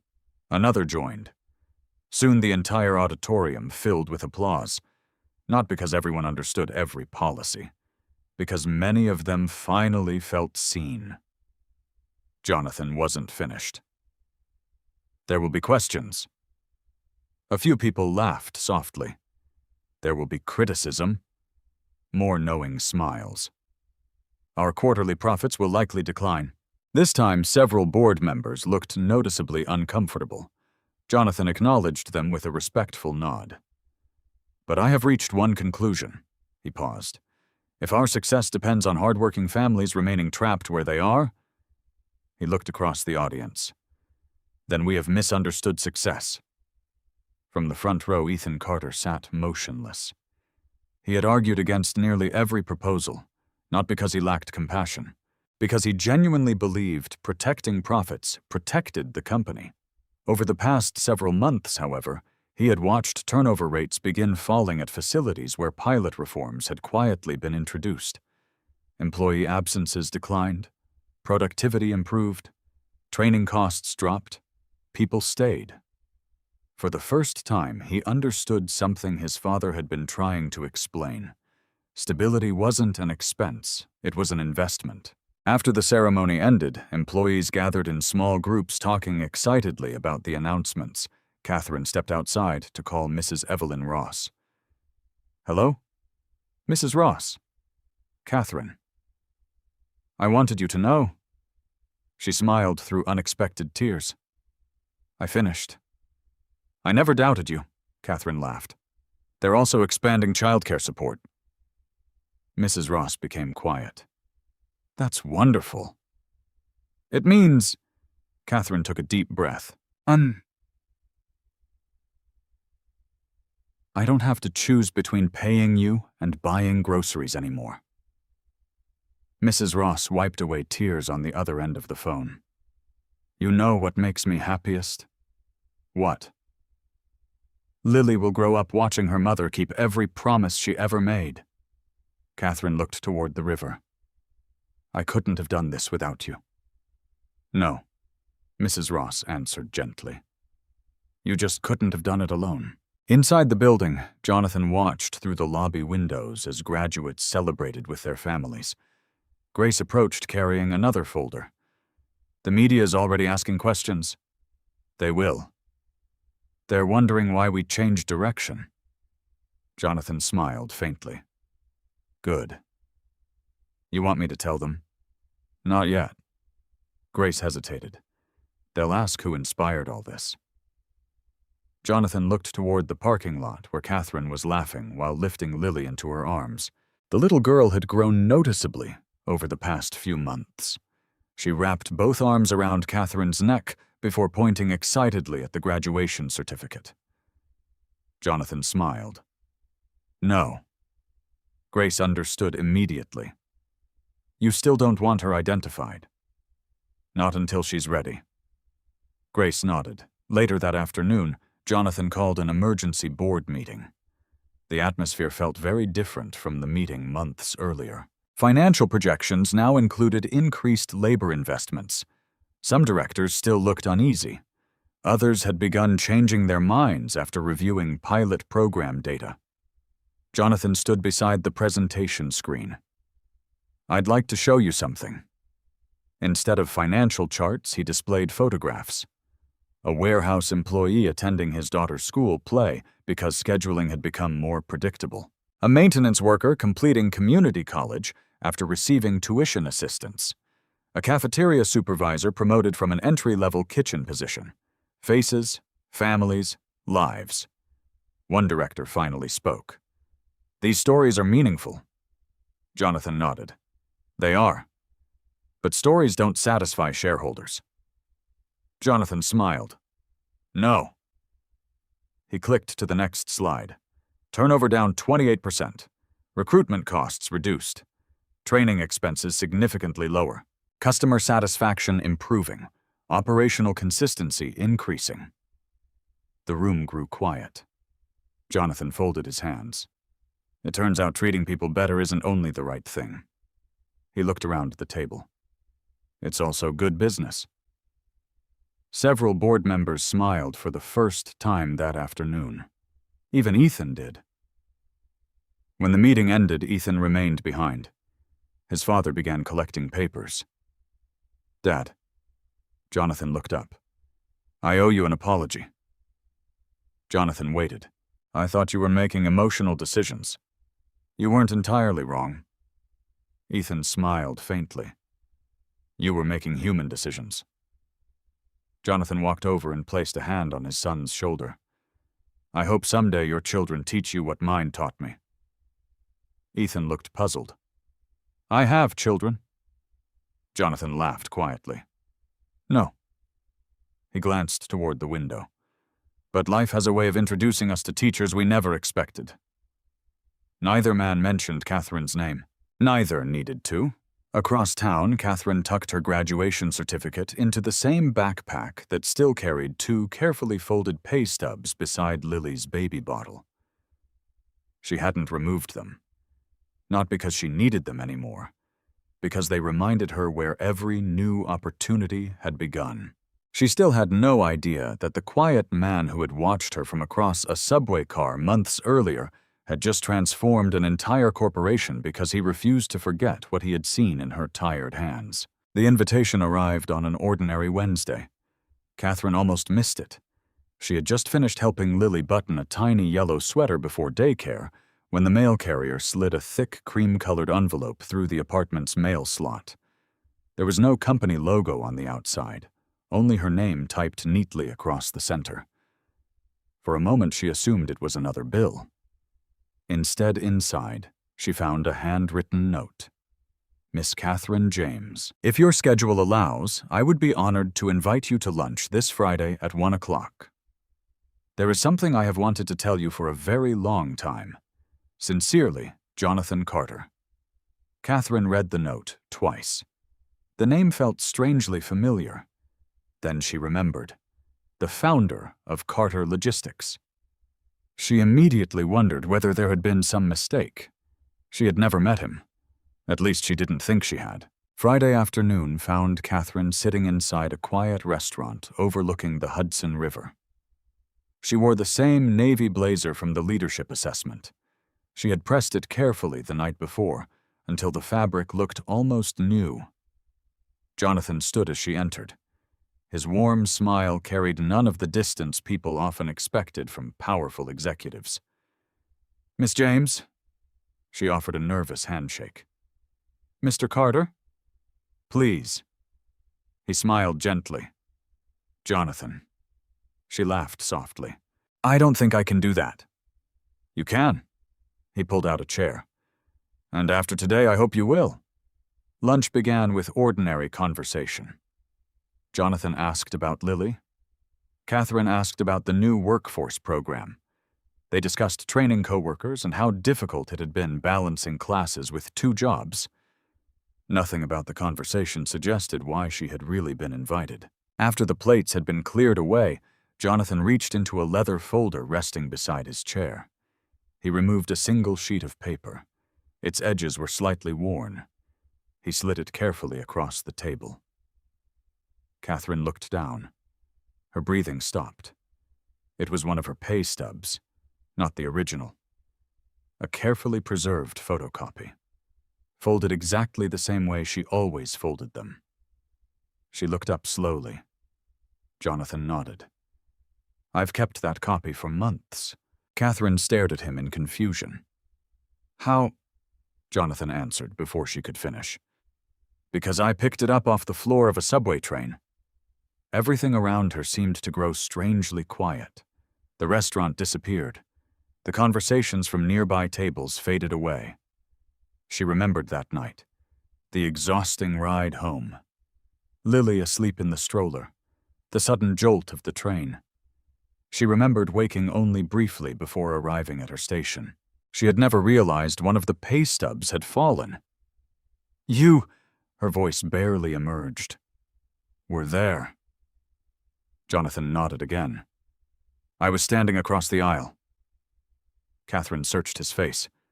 Slowly, memories rearranged themselves. The man wearing a baseball cap, the calm eyes, the quiet presence. She had never looked closely enough to recognize him. Jonathan rested his hands on the table. I wasn't looking for anyone that night. I had decided to take the subway because I felt disconnected from the people my company served. He smiled sadly. I thought I was searching for perspective. Instead, I found you. Kathryn lowered her eyes toward the folded pay stub. I was embarrassed. Jonathan immediately shook his head. No. You have nothing to be embarrassed about. I fell asleep. You fell asleep because you had worked yourself beyond exhaustion. Kathryn remained silent. Jonathan continued quietly. I watched people make assumptions. They thought you were irresponsible. They thought you didn't care. He paused. I saw your contractor badge. I saw the hospital wristband. I saw the baby bottle. And then I saw what was written on that pay stub. He took a slow breath. It reminded me of my mother. For the first time, Jonathan spoke about Eleanor Carter, how she had worked multiple jobs, how she folded every paycheck before placing it inside an old kitchen drawer, how she once told her little boy that honest work should never leave someone ashamed. Kathryn listened without interrupting. When he finished, tears shimmered quietly in her eyes. You changed everything. Jonathan looked surprised. I don't think I did. You changed my company's direction. Kathryn gently shook her head. No. She looked directly at him. You changed mine first. Jonathan smiled softly. I disagree. She frowned slightly. I never gave you money. No. I never offered special treatment. No. I never told anyone to choose your application. I know. You earned every opportunity yourself. Kathryn looked down at her hands. They almost didn't apply. Jonathan nodded. I know. I almost convinced myself I wasn't qualified. I know that, too. She looked up. How? Grace had told him many details over the months, but he answered differently. Because people who quietly carry heavy burdens rarely believe they're remarkable. The sentence settled gently between them. Kathryn laughed through tears. My mother used to tell me something similar. What did she say? Kathryn smiled. She always said, the strongest people are usually too busy carrying others to notice their own strength. Jonathan laughed quietly.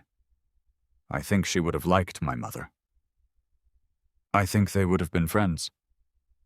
For several moments, neither of them spoke. Outside the restaurant windows, ferries crossed the Hudson beneath the bright afternoon sun. Finally, Jonathan reached into the folder once more. This time he removed another item. It was the original handwritten sentence from the leadership assessment. A leader is the person who notices who has been carrying the heaviest load and quietly walks beside them before asking them to carry anything else. I asked permission to keep anonymous copies of several assessment responses. He smiled. I didn't know candidate 27 was you until after the selection process ended. Kathryn looked surprised.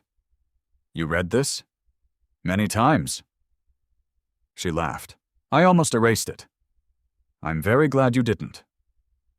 Jonathan carefully folded both papers again. The copied pay stub, the handwritten leadership statement. He placed them back inside the folder. I'd like to ask one more favor. Kathryn looked curious. What is it? I'd like you to help us build the next version of this program. She blinked. I've only been a supervisor for a few months. Exactly. You still remember every obstacle. You remember every fear. You know what future participants will need because you were one.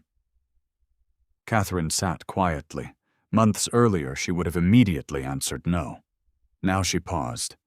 Not because she doubted herself, because she wanted to answer honestly. Finally, she smiled. I'll help. Jonathan stood as lunch concluded. So will I. As they walked toward the restaurant entrance, Kathryn glanced once more at the folded copy of the pay stub resting inside Jonathan's folder. For months she had believed those two pieces of paper represented everything she lacked. Now she understood they had also become the quiet evidence of everything she had refused to surrender.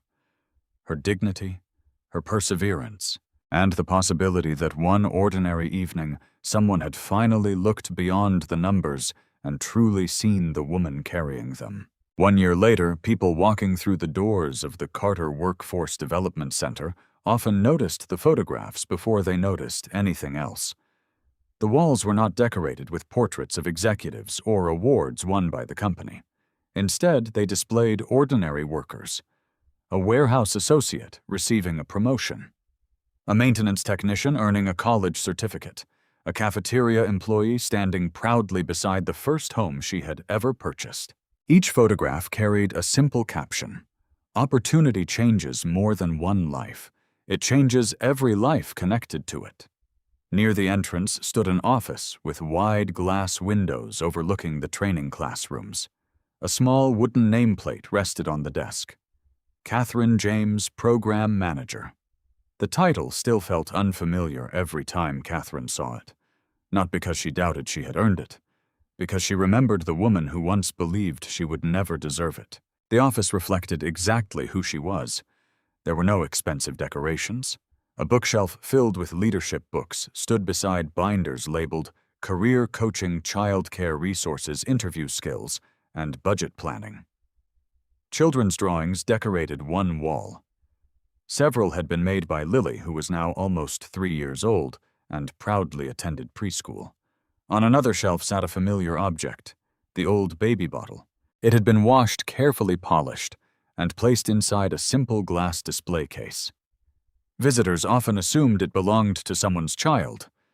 Very few knew it represented the hardest season of Kathryn's life. Beside it rested 2 framed pay stubs, the originals. Still folded along the same careful creases she had made that night on the subway. Jonathan had insisted she keep them. "You earned every line printed on those pages," he had told her. "They deserve to remind you how far you've come." Every Monday morning, Kathryn began the same way. She walked through every classroom before participants arrived. She straightened chairs, checked whiteboards, placed fresh notebooks on each desk. She smiled every time she caught herself doing it. Some habits never disappeared. Whether cleaning conference rooms or preparing classrooms, she still believed details mattered because people mattered. At 9 o'clock, the newest group of participants gathered inside the largest training room. Many looked nervous. Several avoided eye contact. One woman clutched a backpack tightly against her chest. A young father sat alone near the back. Another participant quietly apologized for arriving 2 minutes late, even though the session had not yet started. Kathryn recognized all those expressions: fear, self-doubt, embarrassment. She had worn every one of them herself. She walked to the front without a microphone. "Good morning." The room answered quietly. "Good morning?" She smiled. "Before we begin learning management skills," she paused, "I'd like to tell you something." Everyone looked toward her. "When I sat where you're sitting now," she glanced around the room, "I believed someone had made a mistake by accepting me." Several people smiled nervously. "I thought everyone else belonged. I thought everyone else was smarter. I thought everyone else had more education." She folded her hands. "I was wrong." The room became completely still. Kathryn continued. "Most people sitting in this room have spent years solving problems nobody noticed." She looked toward a maintenance technician. "You've repaired equipment without stopping production." Toward a cafeteria worker. "You've served hundreds of meals while remembering every allergy." Toward a cleaner. "You've made workplaces welcoming before anyone else arrived." She smiled warmly. "Leadership doesn't begin the day someone gives you a title. It begins the day people quietly trust you." Several participants lowered their heads, not in shame, in recognition. After the orientation ended, one young woman remained behind. She looked no older than 24. "My name is Angela." Kathryn smiled. "It's nice to meet you." Angela hesitated. "I almost didn't come." "Can I ask why?" "I clean offices at night." She looked down. "I don't think people like me become managers." Kathryn walked toward the glass display case. She pointed gently at the framed pay stubs. "Do you know what those are?" Angela shook her head. "My first 2 pay stubs from working 2 jobs." Angela looked surprised. "You kept them?" "I almost threw them away many times." "Why didn't you?" Kathryn smiled softly. "Because they remind me that my beginning never disqualified me from my future." Angela stared quietly at the display. Then she whispered, I needed to hear that today. So did I, Kathryn answered honestly. Outside the office, laughter echoed through the hallway. Lily ran toward Kathryn carrying a paper crown made during preschool. Mama, Kathryn knelt immediately. Let me see. It's a butterfly. It certainly is. Lily proudly placed the crown on Kathryn's head. Several trainees smiled. Angela laughed. You wear it well, Kathryn grinned. My boss insists. Lily nodded very seriously. I the boss. The room erupted with warm laughter. Across the hall, Jonathan Carter watched unnoticed through the observation window. He visited the center every few weeks, but rarely announced himself. He preferred seeing people exactly as they were. Grace joined him. You've been standing here almost 20 minutes. Jonathan smiled without looking away. I know. They're doing well. They're doing better than well. He watched Kathryn kneeling beside Lily while talking with nervous participants. I thought I was creating a workforce program. Grace glanced toward the classroom. What did you actually create? Jonathan answered quietly. A place where people remember they're worth investing in. Grace smiled. You know she never starts orientation with your story. I asked her not to. She barely mentions you. Jonathan nodded. She shouldn't. Grace looked curious. Why? Because this program isn't about the man who opened one door. He watched Kathryn encourage another participant. It's about the woman who keeps opening doors after walking through the first one. Later that afternoon, Kathryn finished reviewing applications for the next training cycle. At the bottom of one form, she noticed a handwritten note.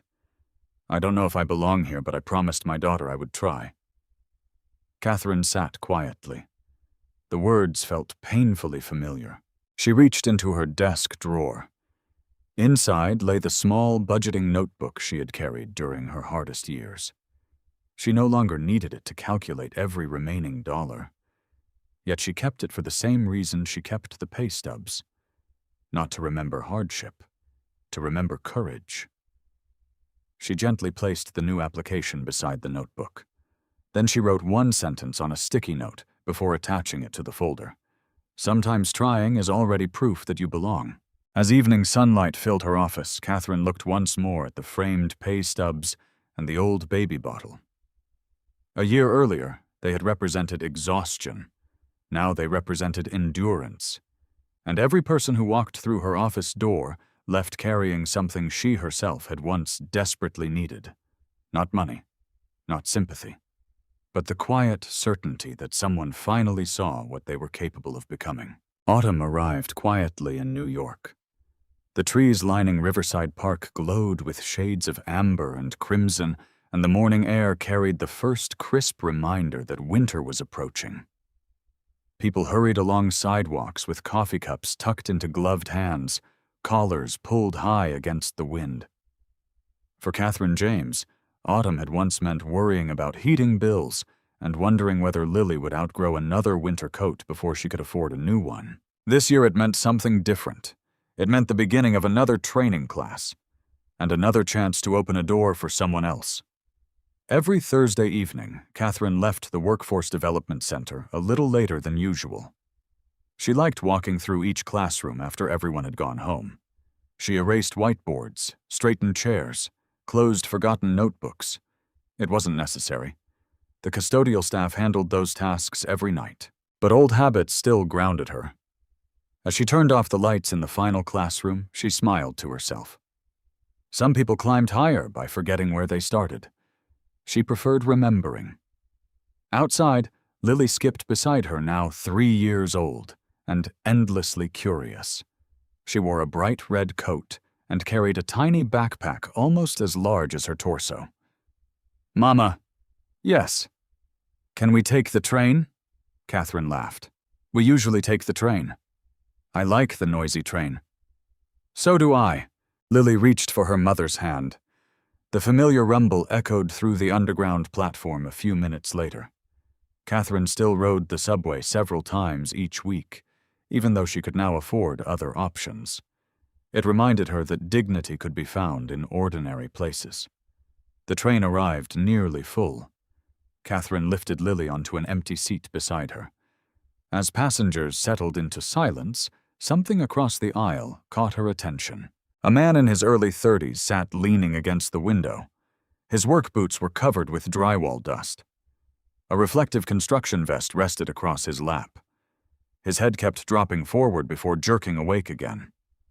Balanced beside him sat a little boy, perhaps 5 years old, hugging a worn dinosaur backpack. The child fought to stay awake. Every few seconds he glanced at his father with quiet concern. The father apologized softly. "I'm okay, buddy." The little boy nodded. "I know." Kathryn watched for another moment. Then she noticed the folded papers in the man's hand. Pay stubs. 2 of them, folded carefully, exactly as hers once had been. The train slowed sharply, entering the next station. One of the pay stubs slipped free. It floated gently onto the floor. Time seemed to pause. Kathryn stared at the paper. A memory rushed back with startling clarity. A late-night train. Lily sleeping in a stroller. A stranger quietly picking up her pay stub without waking her. For one heartbeat, she simply watched. Then she stood. She bent down, picked up the paper, and folded it carefully along the same crease before walking toward the exhausted father. "Excuse me." The man startled awake immediately. "I'm sorry." He looked embarrassed. "I didn't mean to fall asleep." Kathryn smiled gently. "I know." She held out the folded pay stub. "You dropped this." His face flushed. "Thank you." He accepted it carefully, almost protectively. "I appreciate it." The little boy smiled shyly. "Daddy always says don't lose important papers." Kathryn crouched slightly so she was closer to the child's height. "Your daddy is right." The father introduced himself. "I'm Daniel Brooks." "I'm Kathryn." Daniel glanced towards the papers in his hand. "I've been working a lot." Kathryn nodded. "I can tell." He laughed awkwardly. "Probably looks obvious." She answered quietly. "It doesn't look like laziness. It looks like responsibility." Daniel looked surprised. Most people offered judgment. Very few offered understanding. Lily tugged gently on Kathryn's sleeve. "Mama." "Yes." "Can he have my crackers?" Kathryn smiled. "If you want to share." Lily climbed down carefully and walked over carrying a small packet of animal crackers from her backpack. She held them out with complete seriousness. "For him?" Daniel looked overwhelmed. "You don't have to do that." Lily answered with the uncomplicated confidence only children possess. "I have more." The little boy accepted them. "Thank you. My name's Noah." "I'm Lily." Within seconds, the children were laughing over which animal cracker looked funniest. Kathryn and Daniel watched quietly. Daniel sighed. "I wish adulthood were that simple."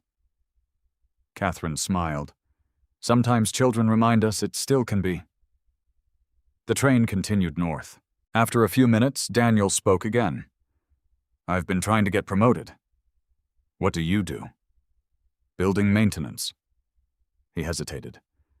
"They say I have potential." "But I never seem to have the right qualifications." Kathryn reached into her purse. She removed a simple business card. Carter Workforce Development Center. Program Manager. Daniel looked at it curiously. "We help people build those qualifications." He frowned. "I couldn't afford classes." "You don't have to." "I don't have much time." "Neither did I." He looked at her more carefully. "You've done this." Kathryn laughed softly. "I've been exactly where you are." Daniel glanced at the card again. "You really think someone like me belongs there?" Kathryn looked at the folded pay stubs still resting in his hand. A familiar ache touched her heart. Years earlier, she had asked herself the same question. Instead of answering immediately, she asked one of her own. "Can I tell you something?" He nodded. "I once believed these," she gently pointed toward the pay stubs, "were proof of my limits." She smiled warmly. "They turned out to be proof of my determination." Daniel looked down. "I've never thought about them that way." "Most people don't." The train announced Daniel's station. He stood balancing Noah's backpack over one shoulder. "I don't know if I'll qualify." Kathryn smiled. "Come anyway." "What if I don't get accepted?" She shrugged gently. "Then you'll leave knowing more than when you arrived." Daniel folded the business card carefully and placed it inside the same pocket as the pay stubs. "I'll be there Monday. I'll look forward to meeting you." As the train doors opened, Noah waved enthusiastically. "Bye, Lily." "Bye." Daniel stepped onto the platform before turning back one last time. "Thank you." Kathryn simply nodded. She understood that some thank yous carried far more than gratitude. The doors closed. The train pulled away. Lily climbed onto Kathryn's lap. "Mama." "Yes." "Why did you help them?" Kathryn kissed the top of her daughter's head. "Because someone helped me once." "The man," Kathryn smiled, remembering Jonathan standing quietly in that subway car years earlier. "Yes." "Was he nice?" "He saw something everyone else missed." Lily thought carefully before asking one final question. "What did he see?" Kathryn looked through the subway window at the reflections moving across the dark tunnel. "He saw a tired mom." She paused. "Not someone who needed rescuing. Someone who deserved a chance." Lily rested her head against Kathryn's shoulder. Outside, the train disappeared into another tunnel, carrying them toward home. Behind them on the platform they had just left, Daniel Brooks stood watching the train disappear, one hand holding his son's small fingers, and the other holding two carefully folded pay stubs beside a business card that might change the course of his family's future. The grand opening of the Carter Family Workforce and Opportunity Center took place on a bright Saturday morning in early spring. Unlike the first training center, this building had been designed with families in mind from the very beginning. The first floor contained classrooms, interview suites, financial counseling offices, and a childcare center where parents could attend workshops without worrying about who would watch their children. The second floor offered computer labs, meeting rooms, and mentoring spaces filled with natural light. Near the entrance stood a simple inscription carved into a limestone wall. "Opportunity grows where dignity is seen." People stopped to read it before walking inside. Many nodded quietly. Some wiped away tears. The building did not feel like a corporate project. It felt like hope given an address. More than 300 guests attended the opening: frontline employees, graduates from the workforce program, community leaders, teachers, child care providers, custodians, hospital workers, warehouse supervisors, families with children running through the courtyard. Jonathan Carter insisted that the ribbon be held not by executives, but by people whose lives had been changed through the program. Standing beside him were Angela, now managing a regional facilities team. Daniel Brooks, recently promoted to operations supervisor after completing the program. Maria from the hospital kitchen, now training new culinary staff. And Kathryn James. She wore a simple navy dress with a silver pin shaped like a small open door. Lily, now nearly 4 years old, stood proudly beside her wearing a yellow dress and white shoes. Jonathan stepped to the podium. For a moment he looked at the crowd without speaking. Then he smiled. "When people ask me why our company changed," he paused, "they usually expect me to talk about business strategy." A few people laughed softly. "They expect charts, research, financial projections." He shook his head gently. The truth began much more quietly. He looked toward Kathryn. One evening, I boarded a subway train after believing I understood the people who worked inside my company. His voice softened. I discovered I understood almost nothing. The audience listened in complete silence. I saw a tired mother holding 2 folded pay stubs and a baby bottle. I watched strangers make assumptions about her. I almost walked away. He stopped briefly. I'm grateful every day that I didn't. Jonathan reached into the inside pocket of his jacket. He removed the old fountain pen that had belonged to his mother. He held it in his hand. My mother spent years working more than one job. She taught me something I forgot for far too long. He looked around the room. A paycheck measures what someone earned. It does not measure what they sacrificed to earn it. The audience erupted into applause. Jonathan stepped away from the podium. This time Kathryn walked forward. She had spoken before large groups many times over the past year. Yet this audience felt different. She looked toward Lily, then toward the graduates seated in the front rows. Finally she began. Years ago, she smiled softly, I believed success meant surviving one more week. Gentle laughter spread across the room. I thought if I could pay rent, if Lily had enough to eat, if I made it to Friday. I was doing well, she paused. I wasn't dreaming. I was only surviving. The room grew still. Then one person chose to see more than my exhaustion. She looked toward Jonathan. He didn't rescue me. He didn't erase my struggles. He opened a door. And then he trusted me to walk through it myself. Kathryn's voice remained steady.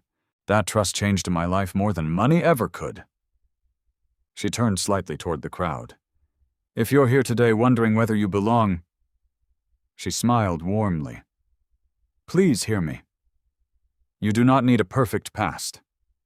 You do not need perfect confidence. You only need the courage to take one honest step. Applause filled the hall once again. After the speeches concluded, guests explored the new center.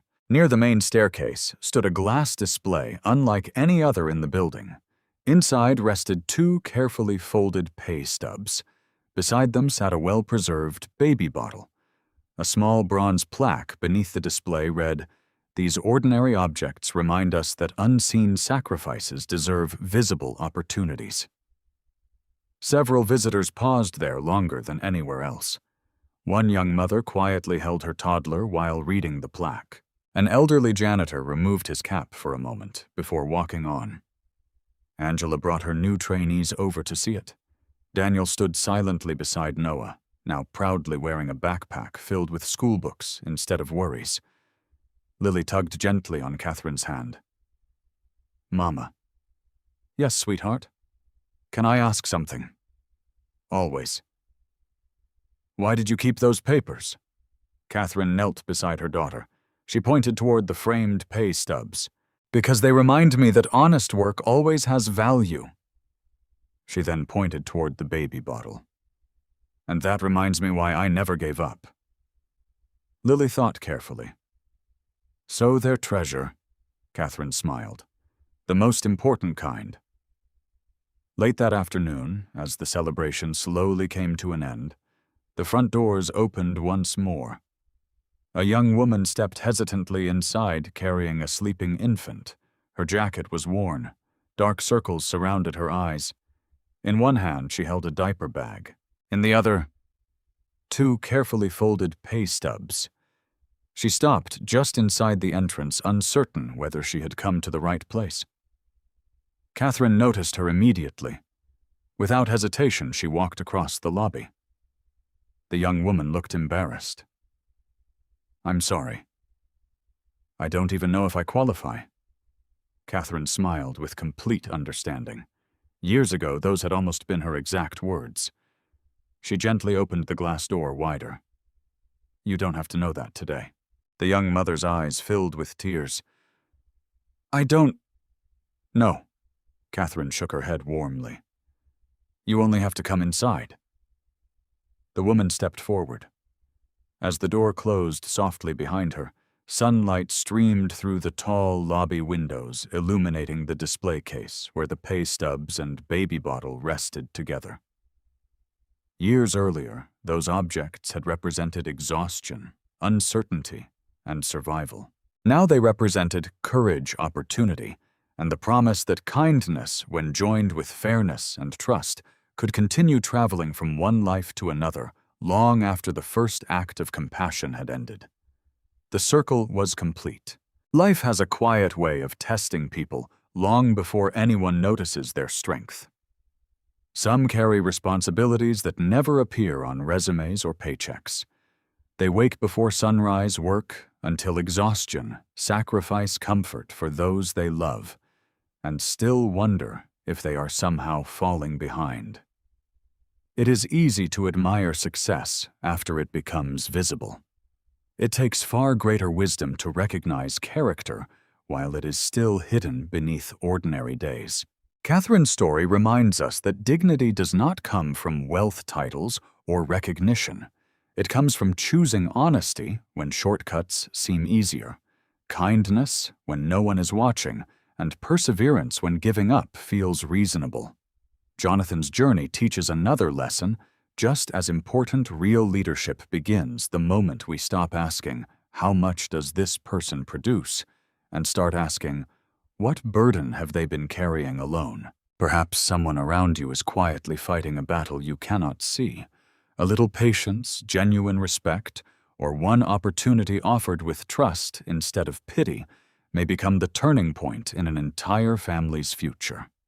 And if you are the one carrying the heavy load today, remember that your current circumstances do not define your potential. Every meaningful journey begins with one step through a door that once seemed impossible to open. If this story touched your heart, we'd love to hear from you. Share in the comments where you're watching from, and tell us about a person whose kindness changed your life. Your story may become the encouragement someone else desperately needs today.